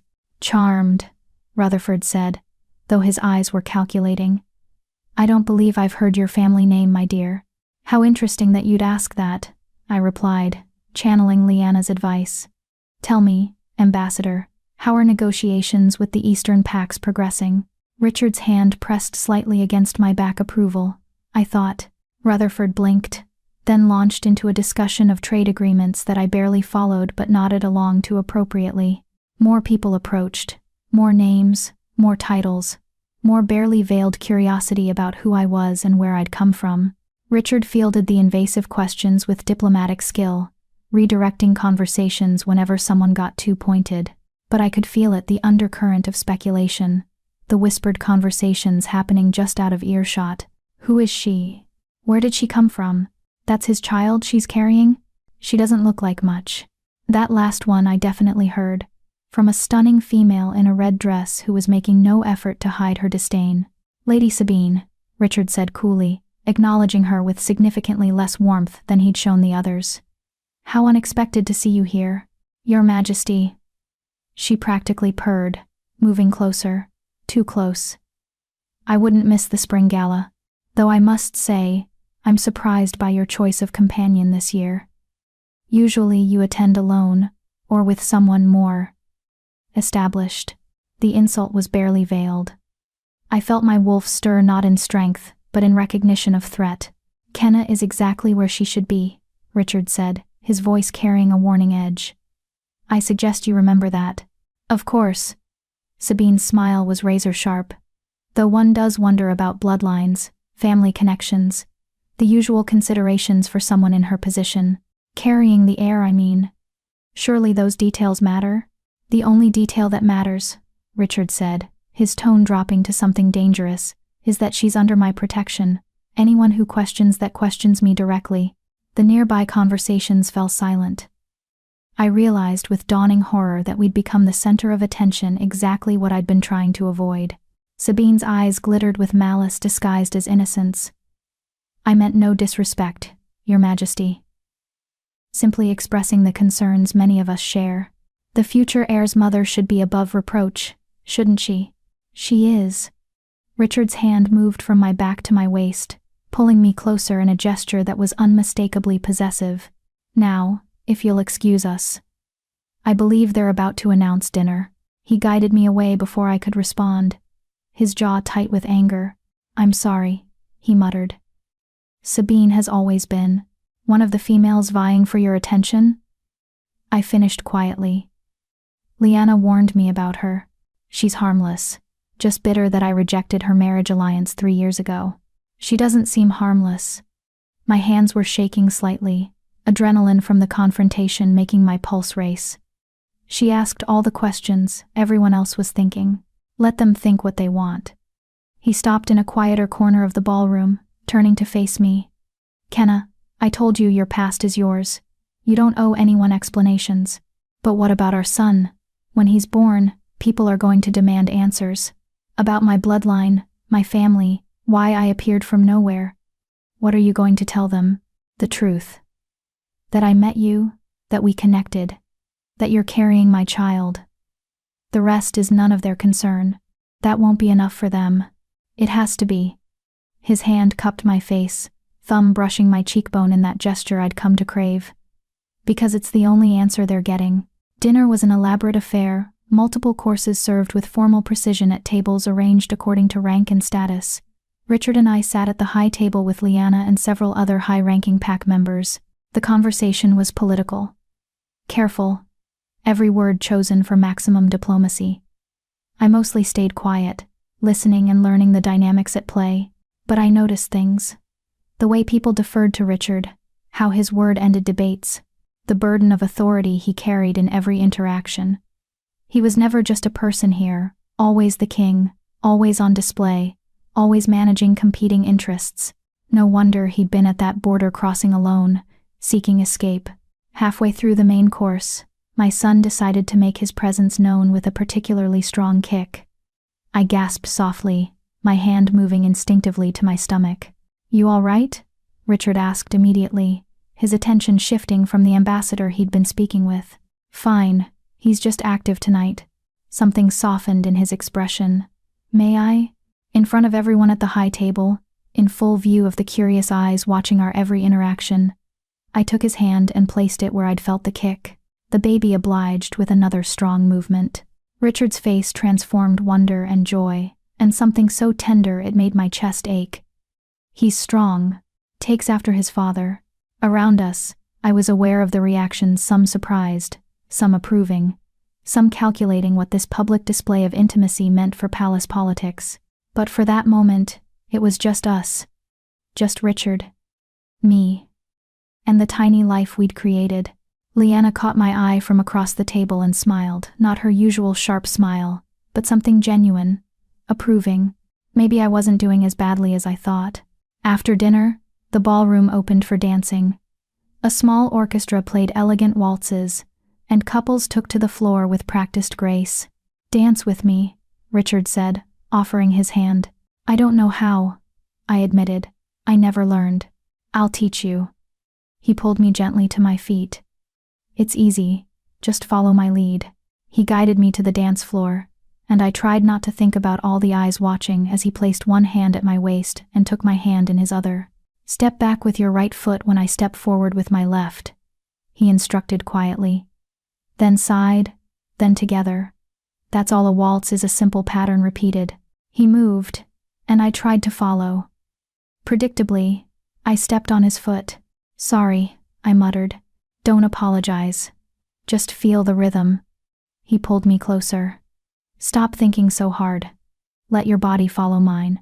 Easier said than done when I was hyper-aware of every step, every misstep, every judgmental eye tracking our progress. But slowly, gradually, I began to understand the pattern. Step back, side, together. Step back, side, together. Richard's hand at my waist was steady, guiding without forcing. "See?" he murmured. "You're a natural. I'm passable at best. You're dancing with me at the spring gala, pregnant with my child, wearing my grandmother's necklace. I'd say you're doing considerably better than passable." Other couples swirled around us, but I only saw him. The way the chandelier light caught in his amber eyes, the small smile playing at his lips, the protective way he held me, like I was something precious. "Thank you," I said quietly. "For what?" "For not being ashamed of me. For defending me against Sabine. For this." I gestured vaguely at the ballroom, at us dancing, at everything. "Kenna." He pulled me fractionally closer. "I'm going to tell you something. And I need you to believe me. Can you do that?" "I can try. The night I met you at that border crossing, I'd just come from a council meeting, where 5 different packs presented daughters as potential marriage alliances. 5 beautiful, accomplished, politically connected females who would have been perfect queens." His voice dropped lower. And all I could think was how empty it all felt. How I'd spend my entire life being what everyone needed me to be. The strong king, the strategic leader, the perfect figurehead, never just Richard. Then I met you, and you looked at me like I was a person, asked if I needed someone to listen, offered companionship without agenda or calculation. For the first time in years, I felt like I could breathe. My heart was racing. "Richard, I'm not finished." His hand tightened slightly at my waist. "When I found you in that library, pregnant and alone and still fighting, still surviving despite everything that had been done to you, I didn't feel obligation. I felt recognition. Like I'd found the one person who could understand what it's like to be told you're not enough exactly as you are. So no, I'm not ashamed of you. I'm in awe of you. And everyone in this ballroom who thinks you're not worthy can. The music stopped abruptly. Not naturally, violently. Cutting off, mid-phrase. The ballroom erupted in chaos. Screams, shattering glass. And then, unmistakable, the sound of weapons being drawn. Richard's entire demeanor changed in an instant. His hand left my waist, pushing me behind him as his eyes scanned the ballroom with tactical precision. "Stay behind me," he commanded. No longer the male who'd been confessing his feelings, but the Alpha King assessing a threat. I saw them, then dark figures in the balconies above, dressed in black, faces covered. At least a dozen, maybe more. And they were armed. "Assassins!" someone shouted. The ballroom descended into pandemonium. Guests screaming, running for exits. Palace guards materializing from hidden positions. And through it all, I heard a sound that made my blood freeze. The distinctive click of a crossbow, being loaded. Time seemed to slow. I saw the assassin on the far balcony. Saw him aim. Saw exactly where his bolt was pointed. At Richard's back. At my king, who was turned away, focused on threats from the other direction. I didn't think. Didn't plan. Didn't consider the consequences. I shoved Richard sideways with every ounce of strength I had. The bolt whistled through the air where his chest had been a split second before, and buried itself in my shoulder. The pain was instant and blinding. I heard Richard roar, actual wolf roar, that shook the chandeliers, heard the chaos intensify, heard screams. But all I could focus on was the bolt protruding from my shoulder, and the warm wetness spreading across my beautiful emerald dress. "Kenna!" Richard caught me as I fell, his hands frantic, his face pale. "No, no, no. The baby," I gasped. "Is the baby. Don't move. Don't guards. Get Dr. Torres now." Around us, palace guards swarmed the assassins. I heard combat, shouts, the meaty sound of fists connecting with flesh, but it was all distant, muffled beneath the roaring in my ears. Richard was pressing his hand to my shoulder, trying to stop the bleeding, his face twisted with rage and fear. "You pushed me," he said, his voice breaking. "You shoved me out of the way. Why would you? Couldn't let them hurt you." I whispered. Speaking was hard. Everything was hard. "You're pregnant. You should have run, should have protected yourself and our son." I did protect him. By protecting his father. Liana appeared, her dress torn, blood on her hands that I was pretty sure wasn't hers. "Is she?" "Get everyone out. Lock down the palace. Find every single one of those bastards." Richard's voice was pure command, alpha authority rolling off him in waves. "And somebody get me a doctor right now. I'm here." Dr. Torres materialized with a medical kit, her face grim. "Don't move her. The bolt needs to stay in until I can assess the damage." "The baby," I managed. "Please. Let me work." Her hands moved with efficient precision. "Your Majesty, I need you to step back. I'm not leaving her." "Then hold her hand and stay out of my way." Dr. Torres cut away my dress around the wound, her expression focused. "Kenna, I need you to stay conscious. Can you do that for me?" I tried to nod, but everything was spinning. "Look at me," Richard commanded, his hand finding mine, squeezing hard enough to ground me. "Kenna, look at me. Stay with me." I focused on his amber eyes, using them as an anchor against the pain and the darkness threatening to pull me under. "You saved me," he whispered, his voice rough. "You fool. You brave, incredible fool. You saved me." "Someone had to," I managed. "Can't have our son growing up without his father. He's not growing up without his mother either." It sounded like a vow, like a command he was giving to the universe itself. "You hear me? You're going to be fine. Both of you are going to be fine." Dr. Torres worked, and I felt her doing something to my shoulder that made me gasp. "Bolt missed the major vessels," she muttered. "Lucky. But I need to get her to the medical wing. Now." Guards appeared with a stretcher. Gentle hands lifted me, and I bit back a scream as my shoulder protested. Richard kept hold of my hand the entire way, walking beside the stretcher, his presence the only thing keeping me tethered to consciousness. "The baby," I whispered as they moved me through the corridors. "Dr. Torres, please. I'll check as soon as we stabilize you." "But Kenna, you saved the Alphaking's life. You're a hero." Hero. The word seemed wrong. Heroes were strong, capable, worthy. I was just a broken Omega who'd acted on instinct. But as darkness finally claimed me, I heard Richard's voice one more time. "I love you. Do you hear me, Kenna? I love you. So you don't get to die. You don't get to leave me now that I've finally found you." And even through the pain and the fear, those words wrapped around my heart and held on tight. Chapter 6. The Aftermath. I woke to white ceiling tiles and the antiseptic smell of the medical wing. My shoulder throbbed with each heartbeat, a dull, persistent ache that radiated down my arm. But I was alive, breathing, conscious, and my hand was resting on my stomach, where another hand covered it, warm and large and familiar. Richard. He was asleep in a chair pulled up beside my bed, his head resting on the mattress near my hip, his hand protectively covering mine over where our son grew. His formal jacket was gone, his shirt rumpled and stained with blood. My blood.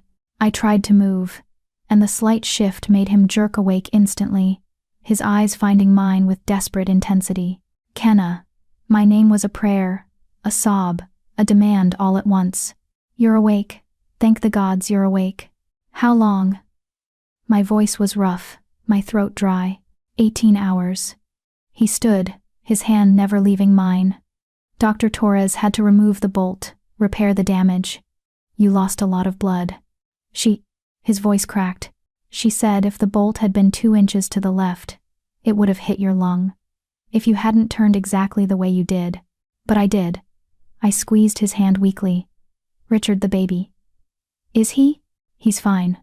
The relief in his voice was palpable. Strong heartbeat, still moving. Dr. Torres checked multiple times. "He's a fighter, just like his mother." The tension I'd been holding since the moment the bolt struck finally released. My son was safe. That was all that mattered. "You shouldn't have done it," Richard said, his voice rough with emotion. "You were pregnant, vulnerable. You should have run. Should have protected yourself. I did what I had to do. You could have died."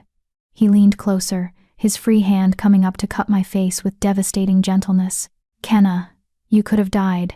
And our son could have died, and I would have lost both of you because I was too busy playing king to see the threat. It wasn't your fault. It was absolutely my fault." His thumb brushed across my cheekbone, and I saw the exhaustion in his eyes, the guilt carved into every line of his face. "I brought you into this world, put you on display, made you a target by association, and you paid the price for my arrogance. Richard, I love you."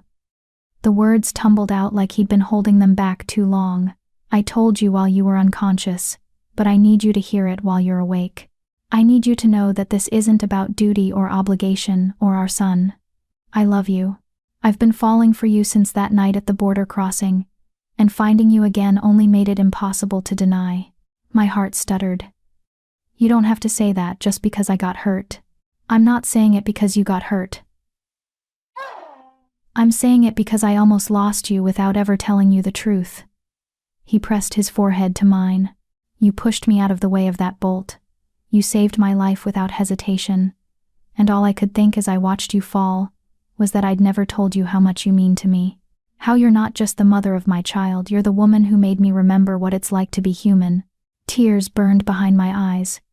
"I'm broken, Richard. My wolf is weak. My bloodline is nothing. My family threw me away like trash. Your wolf is quiet, not weak. Your bloodline doesn't define your worth. And your family were fools who couldn't see what they had."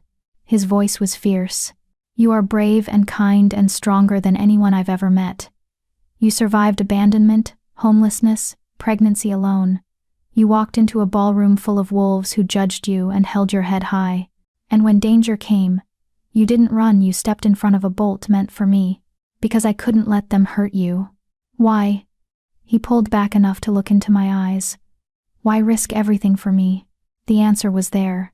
had been growing since that night at the border, blooming in the library when he'd looked at me with wonder, taking root during quiet evenings in my rooms when he'd made me feel seen for the first time in my life.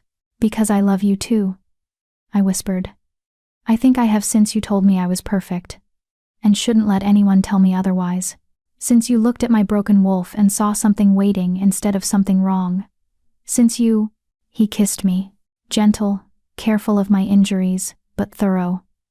Like he was trying to memorize the taste of me, the feel of me, the reality that I was alive and here and his. When he pulled back, his eyes were bright with unshed tears.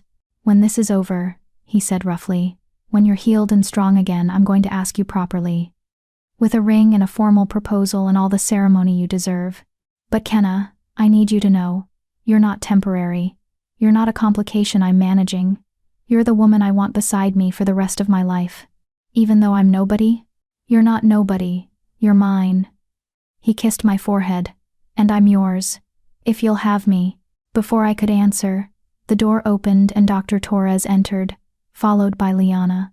"You're awake," Dr. Torres said, her expression professionally pleased. "Good, let me check your vitals." Liana hung back, her arms crossed, but I saw the relief in her eyes. "You scared us, Kenna.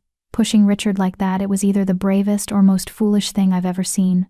"Both, probably," I admitted. "Definitely both." But she smiled. "The whole palace is talking about it. How you threw yourself in front of the Alpha King. How you saved his life without hesitation. You're a hero." "I'm not." "You are," Richard interrupted firmly. "Whether you accept it or not." Dr. Torres finished her examination, nodding with satisfaction. "Vitals are good.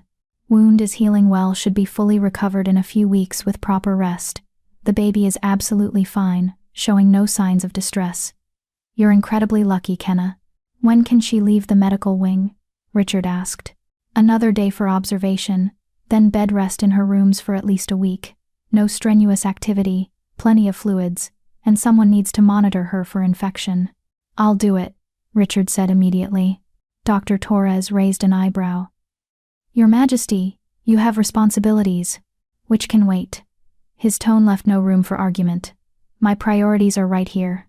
After Dr. Torres left, Liana approached the bed. "I should let you rest, but I wanted to say thank you for saving my brother. He's an arrogant, stubborn bastard, but he's my arrogant, stubborn bastard." "Hey," Richard protested mildly. She ignored him, her eyes on me. "You proved everyone wrong last night, Kenna. Every person who doubted you, who questioned whether you belonged, they saw exactly what you're made of, and they won't forget it." "Did they catch them?" I asked. "The assassins?" Her expression darkened. "Most of them. A few escaped, but we're tracking them. They were hired by a rival faction trying to destabilize Richard's rule. Foolish, desperate, and ultimately unsuccessful. Because of Kenna," Richard added quietly. "If that bolt had hit its mark, but it didn't." Liana squeezed my uninjured shoulder gently. "Rest, heal. And when you're stronger, we'll talk about how the palace is going to formally recognize what you did." After she left, silence settled over the room. Richard returned to his chair, his hand finding mine again. "You should go," I said softly. "You must have things to do. The kingdom doesn't stop because the kingdom can wait." He brought my hand to his lips, pressing a kiss to my knuckles. "Right now, the only thing that matters is you." The next 2 days passed in a haze of healing and quiet conversations. Richard barely left my side, conducting necessary meetings from my medical room, signing documents while sitting in the chair beside my bed, making it clear to everyone that his priority was me. The palace staff treated me differently now. Where before they'd been polite but distant, now they were warm, genuine. The guards nodded respectfully when they passed. The nurses called me "my lady," with real deference. I'd saved their king. That single act had earned me a place I'd never been able to claim through bloodline or pack affiliation. On the 3rd day, Dr. Torres cleared me to return to my rooms with strict instructions about rest and limitations. Richard insisted on pushing the wheelchair himself, despite my protests that I could walk. "Humor me," he said. "I almost lost you. Let me be overprotective for a while." My rooms felt different now, not just a temporary shelter, but actually mine. Richard had flowers delivered, had the staff bring meals we could share, spent hours simply sitting with me while I read or rested. It was during one of these quiet evenings, a week after the attack, that he brought up the future. I meant what I said, he started, setting aside the report he'd been reviewing, about proposing properly, about wanting you beside me permanently. Richard, but I realize I've been making decisions for you again, assuming what you want instead of asking. He moved to sit on the couch beside me. So, I'm asking now. What do you want, Kenna? Not what you think I want to hear, not what you think you're supposed to want. What do you want? I thought about it. Really thought about it. I want our son to grow up knowing he's loved, I said slowly. I want him to never feel like he's not enough, the way I felt my entire life. I paused, gathering courage. I want to stop being afraid that this is temporary. That one day you'll realize I'm not worth the complications I bring. That's never going to happen. You can't promise that. Yes, I can. He took my hand. Kenna, you walked into a ballroom full of wolves who judged you and held your head high. You danced with me despite never having learned. You threw yourself in front of a crossbow bolt to save my life. If that's not enough to prove your worth, then nothing ever will be, and the problem isn't you. It's everyone else being blind. Your court still doesn't know where I came from, who I am. Do you want to tell them? Did I? The story of my rejection, my family's abandonment, the shame that had defined my entire life. No, I admitted. Not yet. Maybe not ever. Is that wrong? It's your story to tell or keep. No one else gets to demand it. He squeezed my hand. But Kenna, I need you to understand something. When I ask you to marry me, and I will ask, properly, when you're healed, I'm not asking because of our son. I'm not asking because you saved my life. I'm asking because I can't imagine my future without you in it. Even though I'm broken, you're not broken. He struggled for words. You're like those books you love so much. The ones that have been read hundreds of times, with worn covers and dog-eared pages. They're not broken, they're loved. They're proof that something precious has been held and cherished and turned to again and again. The metaphor shouldn't have worked. It was too simple, too neat. But it cracked something open in my chest anyway. I don't know how to be a queen, I whispered. I don't need a queen. I need a partner. Someone who sees me. Not just the crown. Someone who makes me want to be better. He cupped my face. That's you, Kenna. It's always been you. 2 weeks after the attack, I was finally cleared for light activity. My shoulder was healing well, the scar a reminder of that night, but nothing that would impair movement long term. Richard had been true to his word. He'd barely left my side, rearranging his schedule, conducting business from my rooms when necessary. But I could see the strain it was putting on him, the way responsibilities were piling up. You need to go back to regular duties. I said one morning over breakfast. I'm fine. You're exhausted. And the kingdom needs its king, not a nursemaid. He smiled slightly. Calling me a nursemaid? A very devoted, very overprotective nursemaid. I reached across the table to take his hand. I'm healing, Richard. The baby is fine. You've proven you're not going anywhere. Now, go be the Alphaking. Only if you come with me. I blinked. What? To the strategy meetings. The diplomatic sessions. Not everything. I'm not putting you in danger again. But the routine things. The boring administrative work. Come sit beside me. Let the court see us together. Show them that you're not hiding anymore. I'm not qualified to. You're intelligent, observant, and you see things from a perspective no one else in that room has. You're more qualified than you think. He stood, pulling me gently to my feet. Besides, our son should get used to hearing policy discussions. Start his political education early. Despite myself, I laughed. He's not even born yet. Never too early to start. But his expression turned serious. I'm not asking you to be something you're not, Kenna. I'm asking you to be exactly who you are, my partner, my equal, the woman I love. And that woman deserves a place beside me, not hidden away, not protected to the point of isolation, beside me. I thought about Liana's words, about proving I belonged, about the way the palace staff now treated me with genuine respect. Maybe I'd never be the perfect queen from a powerful bloodline with an impressive wolf. Maybe I'd always be the broken Omega who'd clawed her way up from nothing. But maybe that was exactly what this kingdom needed. Someone who understood what it was like to be discarded, to be judged unworthy, to fight for every scrap of dignity and belonging. "Okay," I said, "I'll come with you." The smile that broke across his face was worth every risk. The first council meeting I attended was smaller than I'd feared, just Richard, Leanna, 3 senior advisors, and me. They were discussing trade routes and tax policies, practical matters that had nothing to do with drama or intrigue. I sat beside Richard and mostly listened, but occasionally he'd turn to me and ask my opinion, not patronizing, not testing, genuinely wanting my perspective. "What do you think about the proposed tariff reduction?" he asked during a discussion about border trade. I hesitated, aware of all eyes on me. I think if you reduce tariffs, you need to make sure the humans who rely on that border trade for their livelihoods aren't displaced. They don't have PAC support systems. They can't just shift territories if their business fails." One of the advisors frowned. "The humans aren't really our concern. They should be," I interrupted quietly. "Because when humans suffer, they get desperate, and desperate people do unpredictable things. Better to include them in the solution than create a new problem." Silence. I immediately regretted speaking. Then Richard nodded. "She's right. Add provisions for human merchant protections to the proposal." "Kenna, anything else?" Over the next hour, they asked my opinion 3 more times, and each time, my perspective shaped by having lived among humans, by understanding what it was like to have no PAC protection, added something the council hadn't considered. When the meeting ended, Leanna pulled me aside. "You're good at this," she said bluntly. "The political strategy, the seeing angles others miss.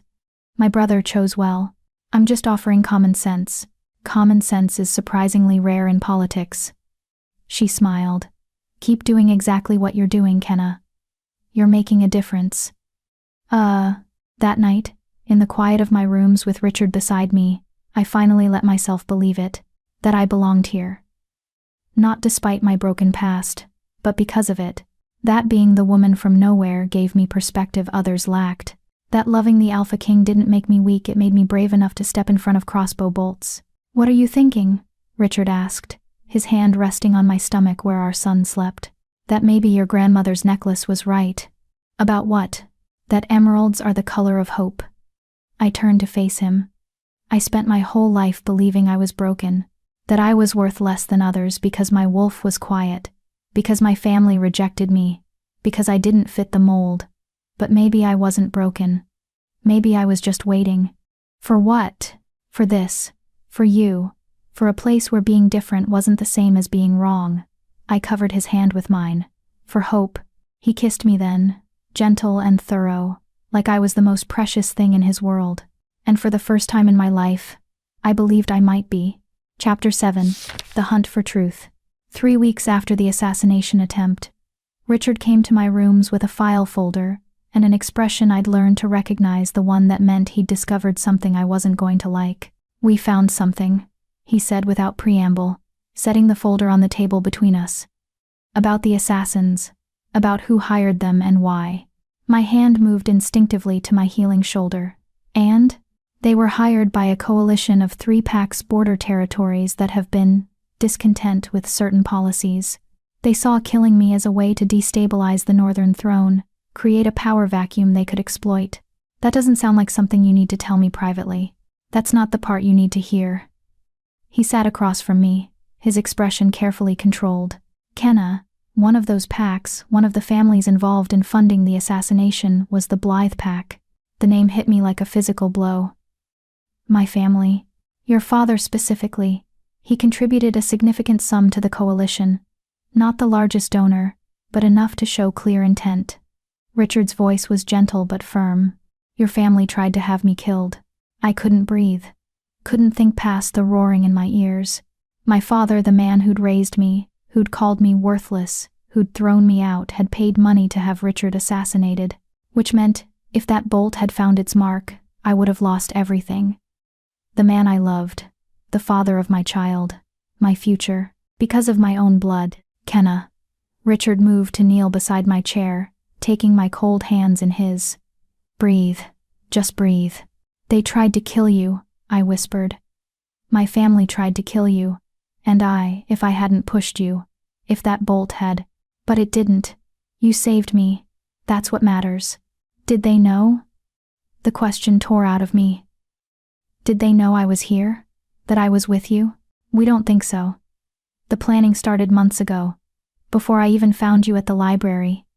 This wasn't personal, it was political opportunism. They saw a chance to back a play for power, and they took it. Somehow that made it worse. Not that they'd targeted him because of me, but that they'd done it anyway. That my father had looked at the Alphaking, the male whose child I carried, whose life I'd built around, and decided he was worth killing for political gain. What happens now? I asked quietly. Richard's jaw tightened. Now, I have to respond. The families involved are being arrested, tried for treason. The evidence is overwhelming: financial records, communications, testimony from captured assassins. They'll be found guilty. And the punishment for treason? Execution or permanent exile. Pack dissolution. Assets seized. His hands squeezed mine. Kenna, I'm sorry. I know they rejected you, but they're still your family. If you want me to show mercy. No. The word came out harder than I intended. No mercy. He studied me carefully. You're sure? They threw me out when I needed them most. They valued political alliances over their own daughter, and now they've tried to kill the father of my child, to destroy the life I've built, to take away the one person who's ever made me feel like I matter. I met his eyes. If you show them mercy, you show weakness. And I won't be the reason you're seen as weak. This isn't about appearances, Kenna. This is about what you can live with. I thought about my father's hand cracking across my face, my mother looking through me like I was already gone, Vivienne's pitying expression as she told me I'd ruined everything. I can live with justice, I said finally. What I can't live with is them escaping consequences while I spent weeks homeless and afraid, because they decided I was disposable. Richard stood, pulling me up with him, his arms coming around me carefully, mindful of my still healing shoulder. I love you, he murmured against my hair. And I'm sorry this is happening. That your family is. They stopped being my family the day they disowned me. I pulled back enough to look at him. You're my family now. You and our son. That's what matters. The trial was swift and public, as was custom for treason cases.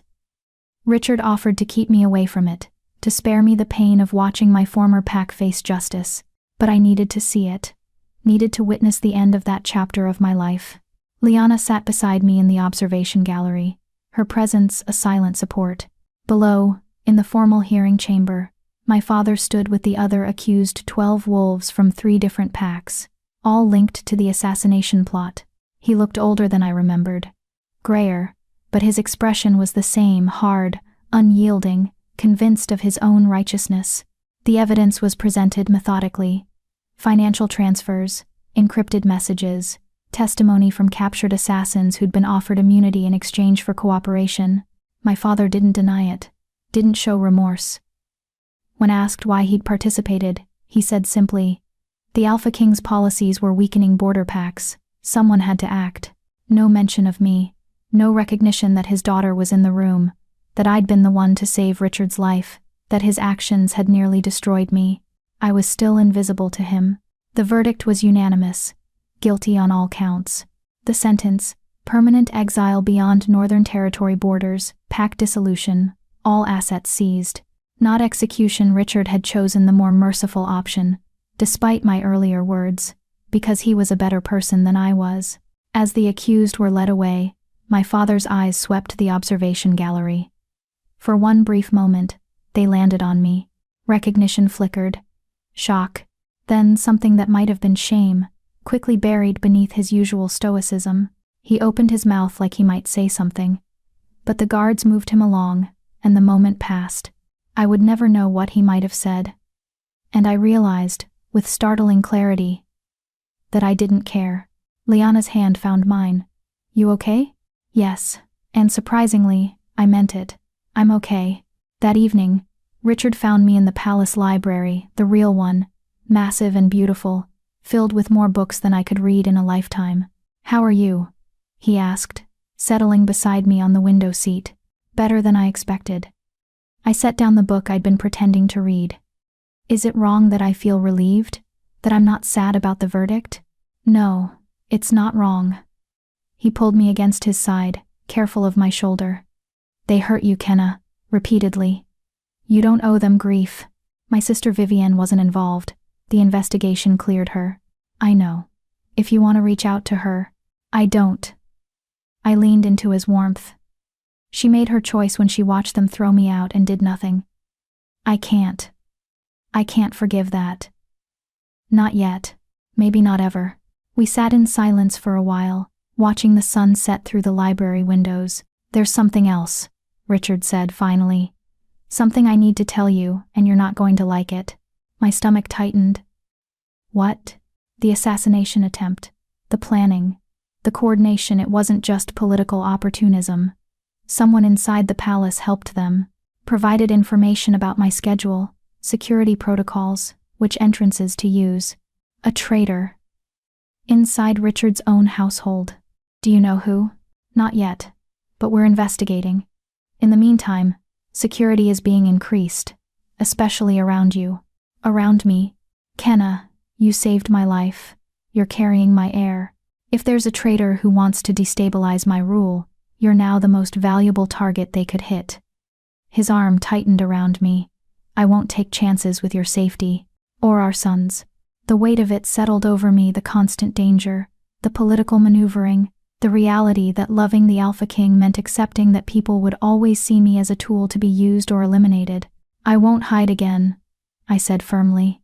"I can't spend the rest of my life locked in rooms, afraid of shadows. I'm not asking you to hide. I'm asking you to be careful. To let the guards do their jobs. To..." He stopped, frustration evident. "I almost lost you once. I can't go through that again." "You won't." I turned to face him. "Because I'm not going anywhere. Not now. Not when we've just started figuring this out." He kissed me then, desperate and claiming, like he needed the physical proof that I was here, alive, his. When we pulled apart, his forehead rested against mine. "Marry me," he whispered. "What?" "I know, I said I'd ask properly, with ceremony and planning. But I can't wait anymore. Marry me, Kenna. Not because of our son, not because you saved my life, but because I love you and I want the world to know you're mine." My heart was racing. "Richard, you don't have to answer now. Think about it, but know that I mean it. Every word." He pulled back enough to look into my eyes. "I want to wake up beside you every morning. I want our son to grow up seeing parents who chose each other, who fought for each other. I want..." "Yes." He stopped mid-sentence. "Yes, yes, I'll marry you." The words came easier than I expected, felt right in a way nothing in my life ever had. "I love you. I want to build a life with you. I want..." My voice caught. "I want to be chosen. Really chosen. And you're the first person who's ever made me feel like I was worth choosing." The smile that broke across his face was incandescent. He kissed me again, slower this time, thorough and reverent. "I'm going to make you so happy," he promised. "I swear it. You already have." The engagement announcement happened 2 days later, a formal declaration read in the palace, and sent to every pack in the Northern Territory. His Majesty, Alphaking Richard Werner, is pleased to announce his betrothal to Lady Kenna, who carries the heir to the Northern throne. The union will be formalized in 6 weeks' time. All are invited to celebrate. Lady Kenna. He'd given me a title, a formal recognition that made me something other than the woman from nowhere. The response was mixed. Congratulations poured in from some quarters packs loyal to Richard, diplomats who valued stability, wolves who'd witnessed me save the king's life and saw the political wisdom in the match. But there were objections too. Whispers about my unknown bloodline, questions about whether I was truly worthy, speculation about whether this was a political move or genuine affection. Leanna addressed it directly one afternoon, while we were planning the ceremony. "Let them talk," she said, reviewing flower arrangements with brutal efficiency. In 6 months, when you're the queen and our nephew is born, none of it will matter. You'll have proven yourself in ways they can't argue with." "What if I can't?" I asked.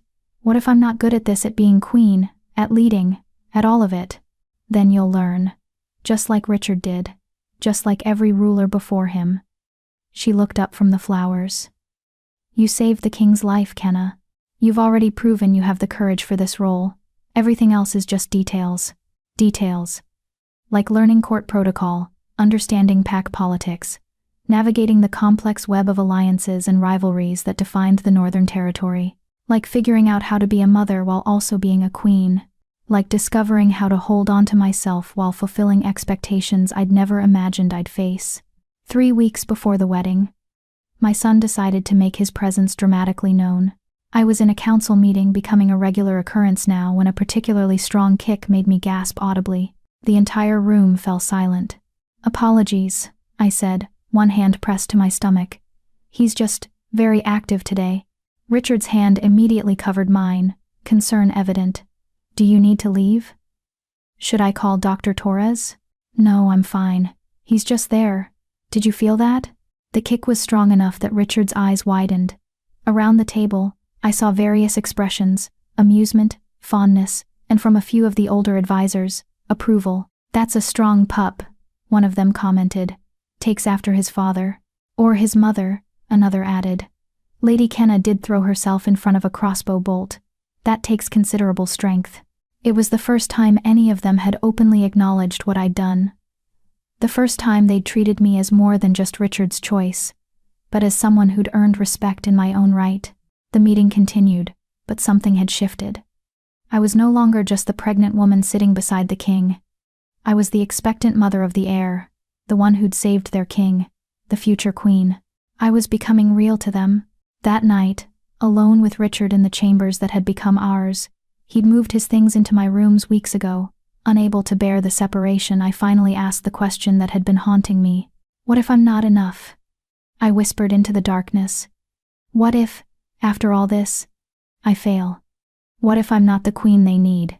Not the mother our son deserves? Not—" "Stop." Richard pulled me closer, his hand splaying protectively over my swollen belly. "You're already more than enough. You just can't see it yet." "How can you be so sure?" "Because I know you. I've watched you survive things that would have broken lesser wolves. I've seen you face down judgmental courtiers with quiet grace. I've felt you save my life without a second's hesitation." He pressed a kiss to my temple. "You're not perfect, Kenna, but you're real. You're honest. You're kind when you have every reason to be bitter. And that is exactly what this kingdom needs." "I'm still afraid." "Good. Fear keeps us careful, keeps us from becoming arrogant." His hand moved in gentle circles on my stomach. "But don't let fear tell you you're not worthy. You are. You always have been." I wanted to believe him. Wanted to silence the voices in my head that still sounded like my father, like my old pack, like every wolf who'd ever told me I was less than. But belief, I was learning, was something built slowly, one choice at a time, one moment of courage stacked on another. I'd chosen to save Richard's life. I'd chosen to stay when leaving would have been easier.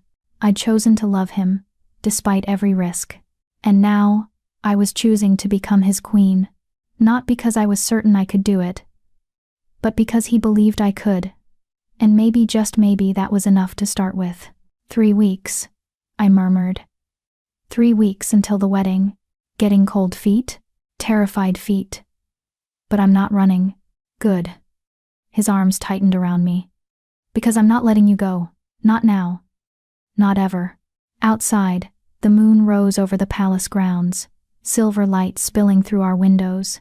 And inside, wrapped in the arms of the man I loved, carrying the future of the Northern Territory, I finally let myself believe in tomorrow. Even if I still wasn't sure I believed in myself. The next morning, I woke to find Richard already gone. Early morning security briefing, according to the note he'd left. But there was something else on my bedside table. A small velvet box. Inside was a ring not ostentatious, but beautiful. A single diamond set in platinum, with tiny emeralds flanking it on either side, and a note in his handwriting. "I know I already asked, but you deserve the ring too.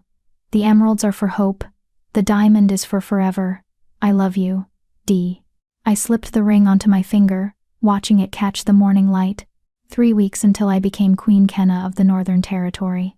3 weeks until I stepped into a role I'd never been prepared for, never expected, never believed I deserved. But I was done waiting for permission to claim my place. Done apologizing for being broken. Done believing the lies my family had told me about my worth. I was Kenna, mother of the future heir, savior of the Alphaking, survivor of abandonment and homelessness and assassination attempts, and I was going to be a queen, even if I had to figure out how, one step at a time. Chapter 8. The Wedding and Revelation. The morning of my wedding, I woke before dawn with my son doing acrobatics against my ribs. 7 months pregnant now, my belly pronounced and impossible to hide. Dominic had designed a wedding dress that accommodated it beautifully, flowing ivory silk that draped elegantly, embroidered with silver thread that caught the light. It was nothing like the traditional wedding gowns I'd seen in books, stiff and formal and uncomfortable. This was soft, ethereal, made for a pregnant bride who'd never imagined she'd have a wedding at all. Liana arrived at sunrise with a team of assistants, all business-like efficiency masking what I suspected was actual sentiment. "Big day," she said, directing traffic as hairstylists and makeup artists swarmed my rooms. "How are you feeling?" "Like I'm going to throw up." "Morning sickness or nerves?" "Both." "Neither." "I don't know." I pressed a hand to my stomach, where my son had finally settled. "Liana, what if I mess this up? What if I say the wrong thing during the ceremony? Or trip walking down the aisle? Or, then you'll be human, which is better than being perfect." She sat beside me, uncharacteristically gentle. "Kenna, I'm going to tell you something my grandmother told me before she died. She said that being royal isn't about being flawless, it's about being willing to try anyway. Knowing everyone is watching. Knowing you'll make mistakes. It's about choosing to show up even when you're terrified. Were you ever terrified?" "Constantly. Still am, most days." She squeezed my hand. "But I show up anyway, and so will you." The next hours passed in a blur of preparation. My hair was styled in loose waves, pinned with flowers that matched the ones Richard and I had picked together, forget-me-nots, because I'd laughed and said they were fitting for someone who'd been forgotten her entire life. He'd kissed me and said he'd never forget me, not for a single moment. The makeup was subtle, just enough to enhance, not transform. I barely recognized the woman in the mirror. She looked confident, regal, like someone who belonged in a palace. "Ready?" Liana asked as Dominic made final adjustments to the dress. "No, but let's do this anyway." The ceremony was being held in the palace's formal gardens, under a canopy of spring blooms. Hundreds of guests filled the space pack leaders, diplomats, nobles, palace staff. Everyone who mattered in the Northern Territory had come to witness their king take a queen. To witness me, the broken Omega from nowhere, claim a place I'd never been meant to have. I waited at the garden entrance, my hand resting on my belly, trying to remember how to breathe. There was no one to walk me down the aisle. No father to give me away. No family to stand witness. For a moment, the loneliness of it threatened to overwhelm me. Then Liana appeared at my side. "May I?" she asked quietly. "Walk with you? I know I'm not family by blood, but you're more family than anyone I've ever had." My voice cracked. "Yes, please." She linked her arm through mine, and together we stepped into view. The music swelled. Every head turned, and there, at the end of the aisle beneath the floral canopy, stood Richard. He was devastating in formal ceremonial attire, black and silver, the colors of the Northern Throne. But it was his expression that made my chest tight. The way he looked at me like I was the only person in the world, like every step I took toward him was a miracle. I focused on him as I walked, on the love in his eyes, on the future we were building together, on the tiny life growing inside me that was half him, half me, all ours. When we reached the canopy, Liana placed my hand in Richard's and stepped back. His fingers threaded through mine, warm and steady. "You're beautiful," he whispered, "just for me. You're biased. Completely." He smiled. "And I don't care." The officiant, an elder wolf named Grayson, who'd served the Northern Throne for decades, began the ceremony. Traditional words about bonding and commitment, about the responsibilities of leadership and partnership. But when it came time for our personal vows, Richard's words were anything but traditional. "Kenna," he said, his voice carrying across the garden.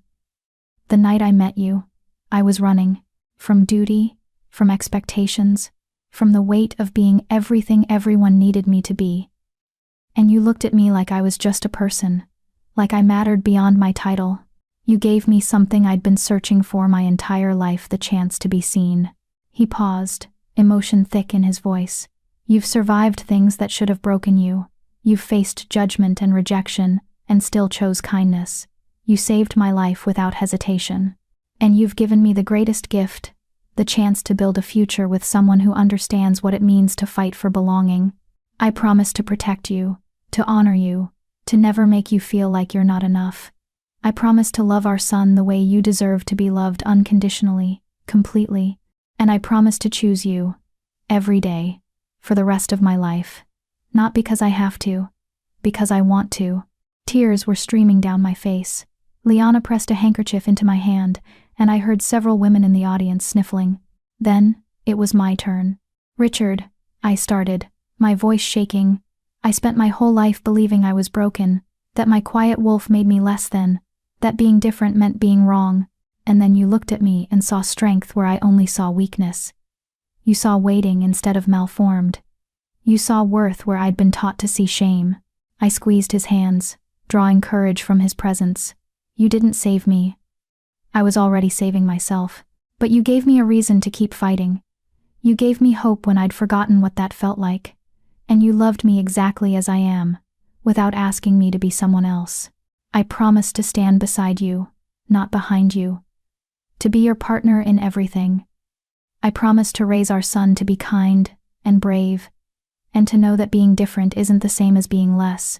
And I promised to love you not because you're a king, but because you're you. The man who asked if I needed someone to listen. The man who built me a library. The man who chose me when I'd been unchosen my entire life." My voice dropped to a whisper, but in the garden's silence, everyone heard. "Thank you for seeing me, for choosing me, for making me believe I was worth loving." The officiant cleared his throat, clearly moved. "By the power vested in me by the Northern Territory and its ancient traditions, I declare you bonded in matrimony. Your Majesty, you may." Richard didn't wait for permission. He pulled me close and kissed me, careful of my belly, but thorough enough to leave no doubt about his feelings. The garden erupted in applause and cheers. When we pulled apart, he pressed his forehead to mine. "My queen," he murmured. "Your wife," I corrected, smiling through tears. "Both, always both." The reception was everything the ceremony had been, and more: music, dancing, endless courses of food, toasts from what felt like every person in the Northern Territory. Liana gave a speech that was surprisingly heartfelt, talking about how I'd proven myself worthy not through bloodline but through character. Several pack leaders offered congratulations, their earlier skepticism apparently replaced with acceptance. But it was Dr. Torres who pulled me aside during the dancing, her expression serious. "I need to examine you," she said quietly. "Nothing's wrong yet. But you've been on your feet for hours. You're 7 months pregnant, and I can see you're exhausted. Let me check you over before you collapse." She wasn't wrong. My feet ached. My back was screaming. And my son had been kicking like he was trying to escape for the past hour. Richard noticed me being led away and immediately followed. "Is she all right?" "She's fine. Just needs rest and a checkup." This is what happens when you throw a 5-hour wedding for a heavily pregnant woman. Torres shooed him toward the door. "Give us 20 minutes. Go play king. I want him here," I said quickly. "Please." Dr. Torres raised an eyebrow but didn't argue. "Fine. But stay out of my way." The examination was routine: blood pressure, fetal heartbeat, checking for signs of early labor or distress. But halfway through, Dr. Torres paused, her hand on my belly, her expression thoughtful. "What?" I asked nervously. "What's wrong?" "Nothing's wrong. But..." She pressed gently on my lower abdomen, and I felt my son kick in response. "Your wolf. I'm feeling her." I blinked. "What?" "Your wolf," She's there stronger than I've sensed before. The pregnancy has been awakening her gradually. I'd suspected it, but now I'm certain. Doctor, Torres met my eyes. Kenna, your wolf was never malformed. She was dormant, waiting. Waiting for what? For the right circumstances, the right catalyst. She glanced at Richard. Or the right mate. Richard moved closer, his hand finding mine. Are you saying? I'm saying that bonding with the Alphaking, carrying his child, it's been triggering changes in Kenna's wolf. She's not broken. She's just been asleep. And now, she's waking up. The words didn't make sense. Couldn't make sense. I'd spent 23 years being told my wolf was defective. That she'd never be strong. That I'd always be less than. I don't understand, I whispered. Some wolves need the right conditions to emerge fully, Doctor. Torres explained. Extreme stress or extreme safety, life-threatening situations or deep emotional bonds. You've experienced both in the past few months. Your wolf has been responding. Can she shift? Richard asked, his voice intense. Is it safe for her to try? Not until after the baby is born. Shifting while pregnant is dangerous. But after? Dr. Torres smiled. I suspect Kenna is going to surprise a lot of people, including herself. The revelation echoed in my head for the rest of the reception. My wolf wasn't broken. She'd been dormant. Waiting for Richard. For our son. For circumstances that made her feel safe enough to emerge. It changed everything, and nothing simultaneously. I was still the same person who'd been rejected by her family, who'd lived in a shelter, who'd clawed her way to this moment. But maybe, just maybe, I wasn't as broken as I'd always believed. Later, when the guests had finally dispersed, and Richard and I were alone in our chambers, no longer my rooms, but officially ours now, he held me carefully, mindful of my exhaustion and our son between us. How do you feel? He asked. About what Dr. Torres said. Confused, hopeful, scared. I pressed closer to him. What if she's wrong? What if my wolf stays quiet even after the baby is born? Then nothing changes. You're still you, the woman I love, the queen I chose, the mother of my child. Your wolf's strength doesn't determine your worth, Kenna. You've already proven that. But if she's right, if my wolf emerges, then everyone who ever said you were broken will be proven wrong. He kissed my forehead. But you already knew they were wrong. Didn't you? I thought about it. About everything I'd survived. About the strength it had taken to keep going when I had nothing. About pushing Richard out of the way of a crossbow bolt without hesitation. Maybe, I admitted. Maybe I am stronger than they said. You definitely are. His hand moved to my belly, where our son had finally settled into sleep. And he's going to grow up knowing it, knowing that his mother was brave and resilient, and fought for her place when everyone said she didn't belong. I still can't believe this is real sometimes, I confessed. That I'm married to you, that I'm a queen, that this isn't just some dream I'm going to wake up from. It's real. He tightened his arms around me. I'm real. Our son is real. This us, it's the most real thing I've ever known. We lay in silence for a while, the exhaustion of the day finally catching up to us both. Richard? I murmured, as sleep threatened to pull me under. Thank you. For choosing me. For seeing past all the broken pieces. Kenna. His voice was firm, drawing me back from sleep. You were never broken. You were just a masterpiece that no one else knew how to appreciate. But I do. And I always will. 2 days after the wedding, the traitor was found.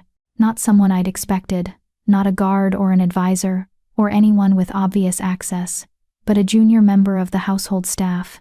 A beta wolf named Thomas who'd worked in the palace for 3 years, invisible and unremarkable. He'd been feeding information to the assassination coalition, in exchange for promised power once Richard was eliminated. Schedule details, security protocols, the layout of the spring gala. He'd been the one who told them exactly when and where to strike. Richard brought me to the interrogation not because I needed to be there, but because he'd promised transparency. No more secrets.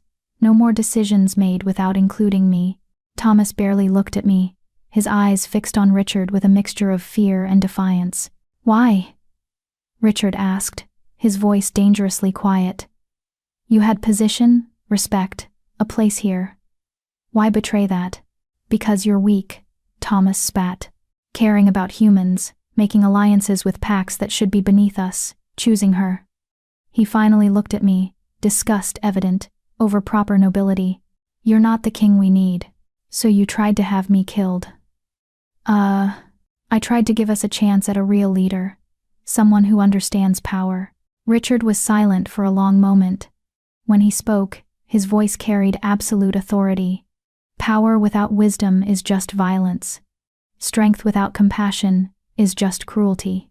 You didn't try to give the territory a better leader, you tried to plunge us into chaos for your own advancement. He stood, signaling to the guards. Life imprisonment, no possibility of parole. He betrayed his king, endangered the queen, and nearly destroyed everything this territory stands for.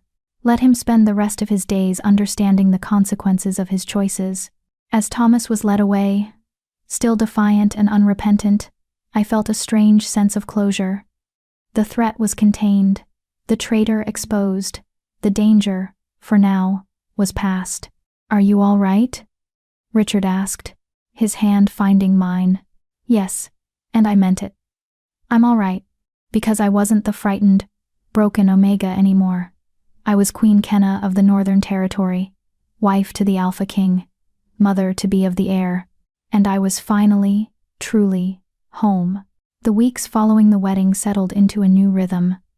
I attended council meetings regularly now, my input valued and sought.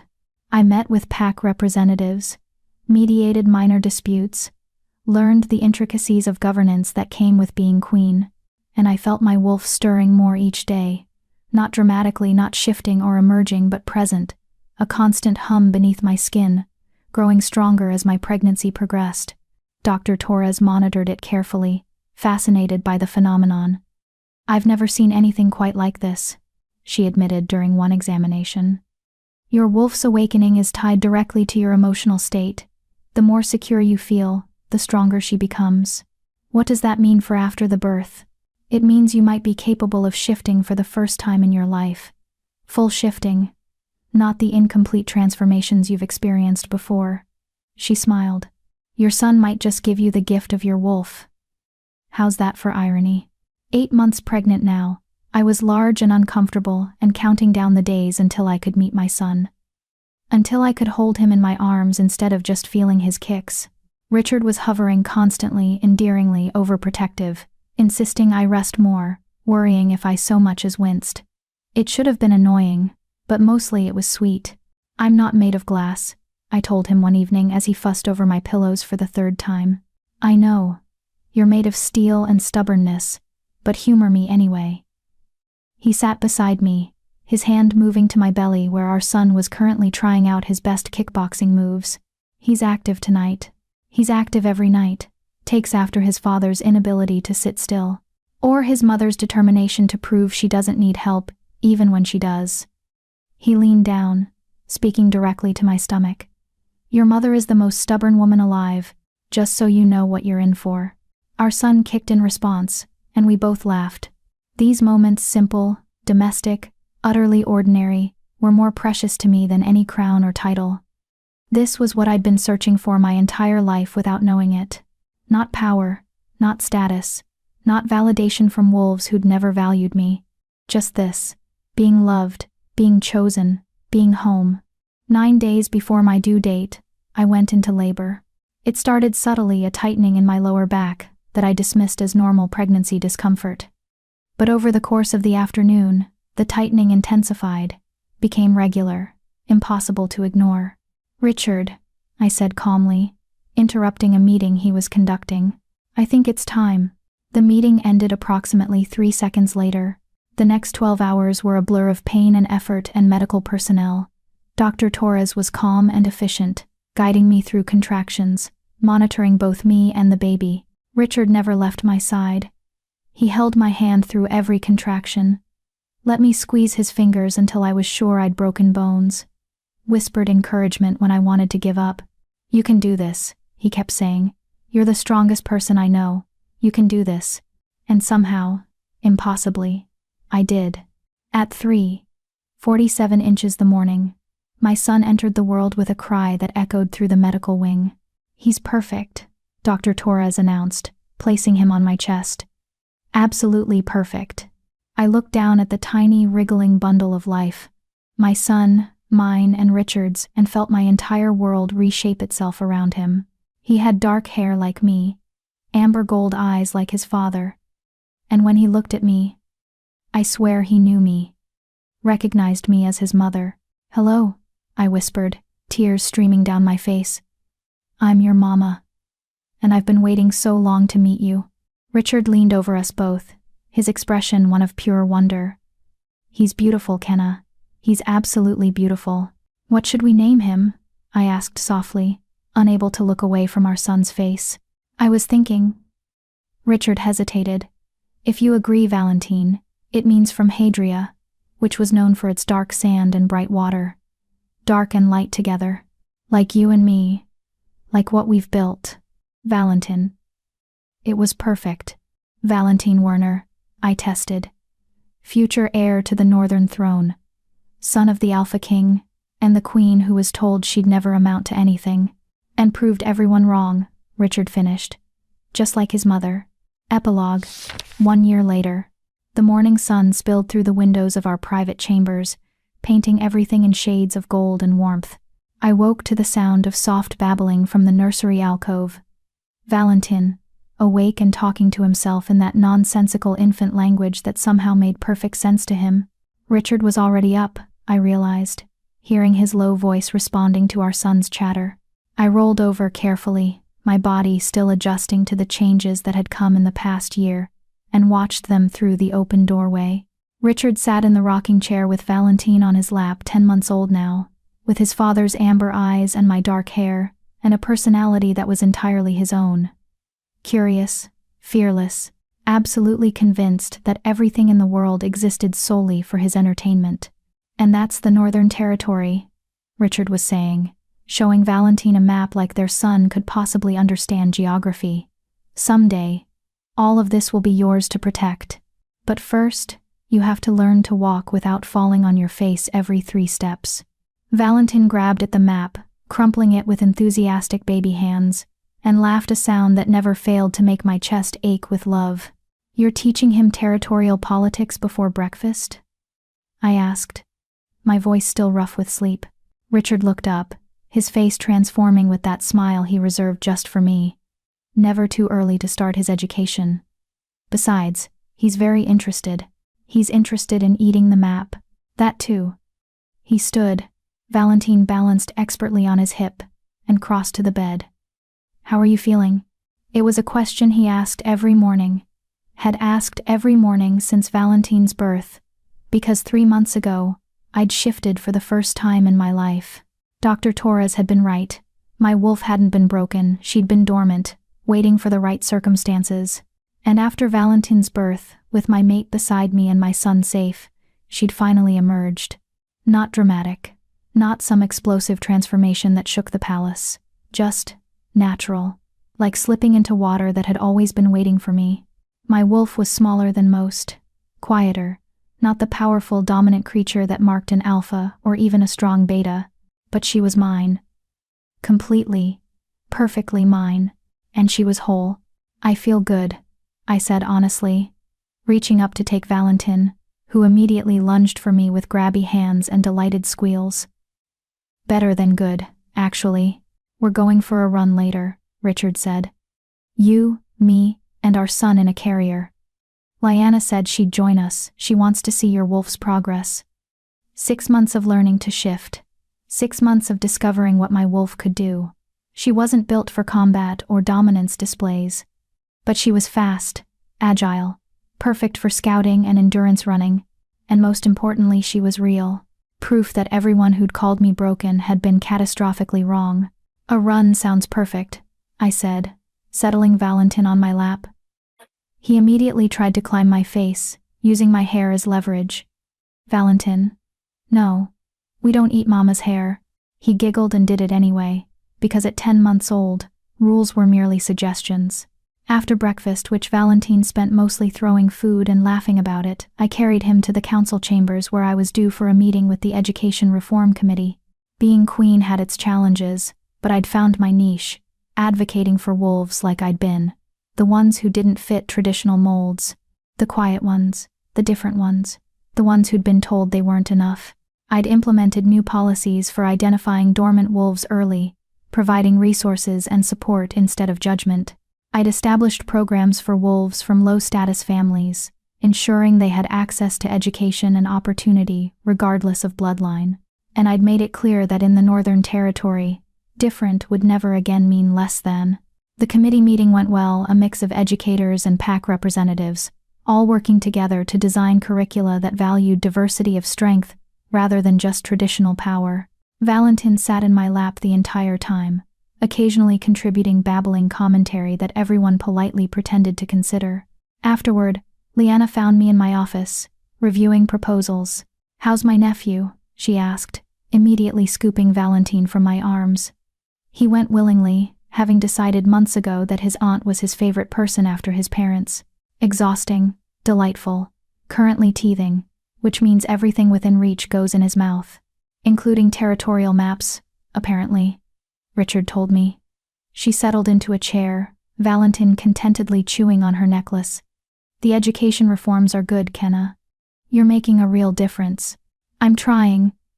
There are still packs that resist ones that think the old ways are better. There will always be resistance to change, but you're changing things anyway. That's what matters." She looked at me seriously. "You know you've exceeded every expectation, right? Every wolf who doubted you, every voice that said you weren't qualified, you've proven them all wrong. I had help, a lot of help. You had a partner who believed in you, but the work? The vision? The courage to stand up and say this needs to change? That was all you." She bounced Valentin gently. "And this one is going to grow up in a territory that's better because of his mother. That's legacy, Kenna." That afternoon, true to Richard's word, we went for a run. Shifting still felt strange, not painful, but unfamiliar in a way I suspected would take years to fully adjust to. My wolf form was sleek and dark, built for speed rather than power. Richard's wolf was massive by comparison, the Alphaking's beast, all power and presence, and barely restrained dominance. But he was gentle with me, matching my pace, never making me feel inadequate. Valentin rode in a specially designed carrier on Richard's back, giggling with delight as we ran through the forest surrounding the palace. Leanna joined us in her wolf form, golden and elegant, graceful in ways I could only aspire to, but she didn't make me feel less than. She ran beside me like an equal, occasionally bumping my shoulder in playful encouragement. We ran for an hour, and it was glorious. The wind in my fur, the earth beneath my paws, the sense of freedom that came from finally being complete. When we shifted back, me still self-conscious about the process, them treating it like the most natural thing in the world. Valentin was fast asleep in his carrier, worn out from the adventure. "You're getting stronger," Richard observed, brushing leaves from my hair. "Faster too. Did you feel it?" I did. I leaned into his touch. It's still strange though, being able to do this after a lifetime of believing I never would. Strange good or strange bad? Strange. Right. Like this is how it was always supposed to be. I just had to wait for the right time. He pulled me closer, careful not to wake Valentin. "I love you. Have I told you that today?" "Only 3 times. You're slipping." "Then let me make it 4. I love you. You, and that brilliant mind, and that fierce heart, and that wolf who waited a lifetime to emerge. All of you." I kissed him, there in the forest with our son sleeping against his back and the afternoon sun filtering through the trees. This man who'd seen me when I was invisible, who'd loved me when I was broken, who'd given me a home when I had nowhere to go. "I love you too," I whispered. More than I thought it was possible to love anyone. That evening, after Valentin was bathed and fed and tucked into his crib, fighting sleep until the very last second, because he might miss something interesting, Richard and I sat in our chambers with the remains of dinner between us. "There's something I want to show you," he said, pulling out a leather-bound book I'd never seen before. "What is it?" "A journal. From my grandmother, the one whose necklace you wore at the gala." He handed it to me carefully. "I found it while going through old family documents. Thought you should read it. I opened the book to a random page, finding elegant handwriting that spoke of daily life in the palace. Observations about court politics, reflections on marriage and motherhood. But it was one entry, dated 50 years ago, that made my breath catch. They say I'm too soft to be queen, that my wolf is too gentle, my nature too kind. That I care too much about the common wolves, and not enough about status and power. But my mate sees differently. He says my gentleness is strength. That caring for those others dismiss is the mark of a true leader. Today, he told me I'm exactly the queen this territory needs. And for the first time, I believed him. I looked up at Richard, tears blurring my vision. She was like me. She was exactly like you. Gentle, kind, told she wasn't enough. And she became one of the most beloved queens in Northern Territory history. He took my hand. I didn't give you that necklace just because it was pretty, Kenna. I gave it to you because you reminded me of her. Because I knew you'd understand what it meant to be underestimated and prove everyone wrong. Does everyone know this? About your grandmother? Some remember, but the story gets whitewashed over time. People forget she was ever doubted. They only remember her success. He squeezed my fingers. But you should know. Your son should know. That gentle strength runs in his family. That being kind isn't the same as being weak. I clutched the journal. This precious gift that connected me to a woman I'd never met, but somehow understood completely. Thank you, I whispered. For this. For everything. For seeing past what everyone else saw, and finding something worth loving. Kenna. He pulled me close, and I felt Valentine stir in the next room, settling back into sleep. You were always worth loving. Some of us are just smart enough to recognize it. Later, in the quiet dark of our chambers, with Richard asleep beside me and Valentine's soft breathing audible through the nursery alcove, I thought about the journey that had brought me here. A year ago, I'd been standing in my childhood living room, my father's hand still burning across my cheek, believing I was worthless. Now I was Queen Kenna of the Northern Territory, mother to the heir, wife to a man who loved me exactly as I was, owner of a wolf who'd waited a lifetime to emerge. My family, my blood family, had been right about one thing. I'd never be like them. Never value bloodline over character, status over kindness, power over compassion. I'd never be the daughter they wanted. But I was the mother my son needed, the queen my territory deserved, the mate Richard had chosen, and that was more than enough. I slipped out of bed quietly, padding to the nursery alcove where Valentine slept. His tiny chest rose and fell with each breath. One fist curled near his face, his dark lashes fanned against his cheeks. You're going to have an amazing life, I whispered, brushing a finger across his soft hair. Your father is going to teach you to be strong and strategic and fair. Your aunt is going to teach you to be confident and fierce and unapologetic. And I'm going to teach you that being kind isn't weakness. That gentle strength is real strength. That who you are matters more than what others expect you to be. He stirred slightly, making a small noise before settling deeper into sleep. And someday, when you're older, I'll tell you about your grandmother, your father's grandmother, who was like me, who proved that you don't have to be loud or dominant or traditionally powerful to change the world. You just have to be brave enough to show up as yourself. I felt Richard's presence before I heard him, his arms coming around me from behind as we stood watching our son sleep. He's going to be remarkable, Richard murmured, just like his mother.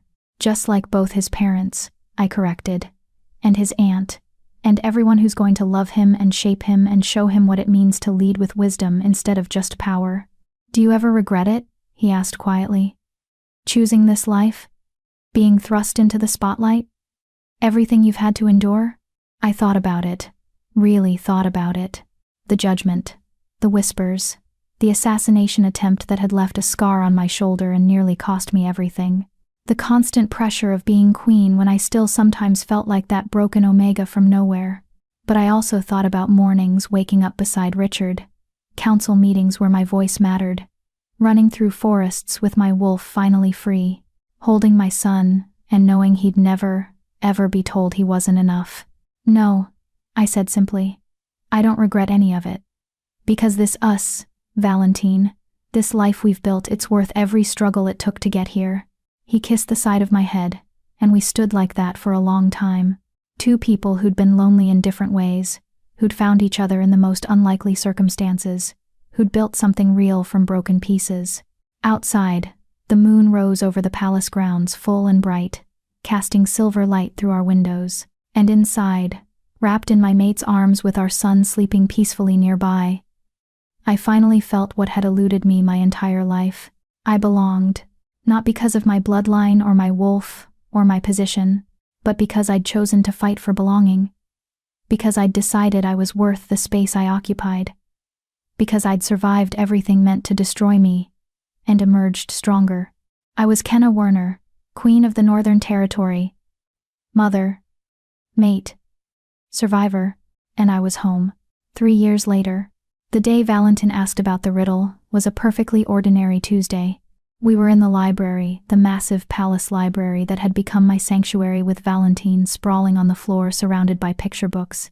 At 3.5, he was endlessly curious, asking why about everything. "Mama," he said, looking up from a book about wolves, "what's a promise?" I set down the report I'd been reviewing. "A promise is when you say you'll do something and you mean it. You don't break it. Like when Papa promises we'll go riding. Exactly like that. And you always keep promises. You should try to." Yes, promises are important. He thought about this with the gravity only a 3-year-old could muster. Then, "What's the bestest promise ever?" I smiled, thinking about a riddle I'd once used to buy time with a male I didn't know was a king. A riddle whose answer had become the foundation of everything we'd built. "The best promise," I said, pulling Valentin into my lap, "is the one you make with your heart. The promise to love someone no matter what. To choose them, every day, even when it's hard. Like you and Papa?" "Exactly like me and Papa." Richard appeared in the doorway, as if summoned by our conversation. "Are we telling stories?" "Mama was telling me about promises." Valentin wriggled free and ran to his father, who scooped him up effortlessly. "Was she? What kind of promises?" "The bestest ones. The heart ones." Richard's eyes met mine over our son's head, and I saw recognition there. Memory of that first night, when I'd asked him a riddle he'd refused to answer. When I'd thought he couldn't solve it, not knowing he'd understood all along. What is freely given costs nothing to make, but once broken can never be fully repaired. A promise. "Your mother is very wise about promises," Richard said, settling Valentin on his hip. "She taught me everything I know about keeping them. Will you teach me?" Valentin asked, his amber eyes so like his father's wide with interest. "Yes," Richard and I said simultaneously. And we would. We'd teach him about promises kept and the cost of breaking them. We'd show him, through our own relationship, what it meant to choose someone every day, to build a life on trust and love. And the simple, profound act of showing up. We'd teach him to be kind and strong, to value compassion over cruelty, to see worth in unexpected places, just like his grandmother, his father's grandmother, had taught through her example, just like I'd learned through surviving. Later that night, after Valentin was tucked into bed with his favorite stuffed wolf, and Richard and I were alone in our chambers, I found myself tracing the riddle carved into our headboard, the one we'd etched together on our wedding night. What is freely given costs nothing to make, but once broken can never be fully repaired. Below it, in Richard's elegant script, a promise. And below that, added on Valentin's first birthday. We promised to choose love, every day, always. "What are you thinking?" Richard asked, pulling me against his chest. "That I used to tell stories to escape my life, and now I live a story I never dared dream of." "Best story ever?" "Best story ever," I confirmed. "Even better than the books." He chuckled, the sound rumbling through his chest. "You know what Valentin asked me today, when you were in your council meeting?" "What?" "He asked if Mama used to be sad, before she found us." Richard's arms tightened slightly. I told him yes, that you'd been very sad, but that you were brave and strong and fought until you found your happy ending. And what did he say? He said he was glad you found us. Because now everyone is happy. Richard pressed a kiss to my temple. From the mouths of babes. From the mouths of babes. Indeed. I thought about that girl. I'd been 23 years old, pregnant and abandoned, living in a shelter and wondering if surviving was even worth the effort. If I could go back and tell her what was waiting, I would say this: keep going, keep fighting, keep believing that somewhere, somehow, there's a place where being different isn't the same as being broken, where gentle strength is real strength, where you'll be chosen, loved, and valued exactly as you are. Keep going, because your son is waiting, your mate is searching, your wolf is sleeping, but she'll wake when it's time. Keep going, because your story doesn't end in that shelter, or that library, or even at that moment when you push a king out of the way of a crossbow bolt. It ends here, years later, in a palace that became a home, with a family you built from love instead of blood, with a wolf who finally emerged, with a life you fought for every single day. Keep going, because you're worth it. You always were. In the darkness of our chamber, I traced patterns on Richard's arm and listened to Valentin's soft breathing from the nursery. Outside, the night was quiet, peaceful. Tomorrow, there would be council meetings and political maneuvering, and the endless work of leading a territory. There would be challenges and setbacks, and moments when I'd still doubt myself. But tonight there was just this: the perfect, simple, extraordinary reality of being loved, of being home, of being enough. I love you, I whispered into the dark. I love you too, Richard replied. Every day, every moment, every promise kept, and in the morning, we'd wake up and do it all again. Choose each other. Choose love. Choose the life we'd built from broken pieces and impossible odds, because some promises, I'd learned, were meant to be kept forever. And this one, this promise between a broken Omega and an Alpha King who'd seen her worth, was the best one of all.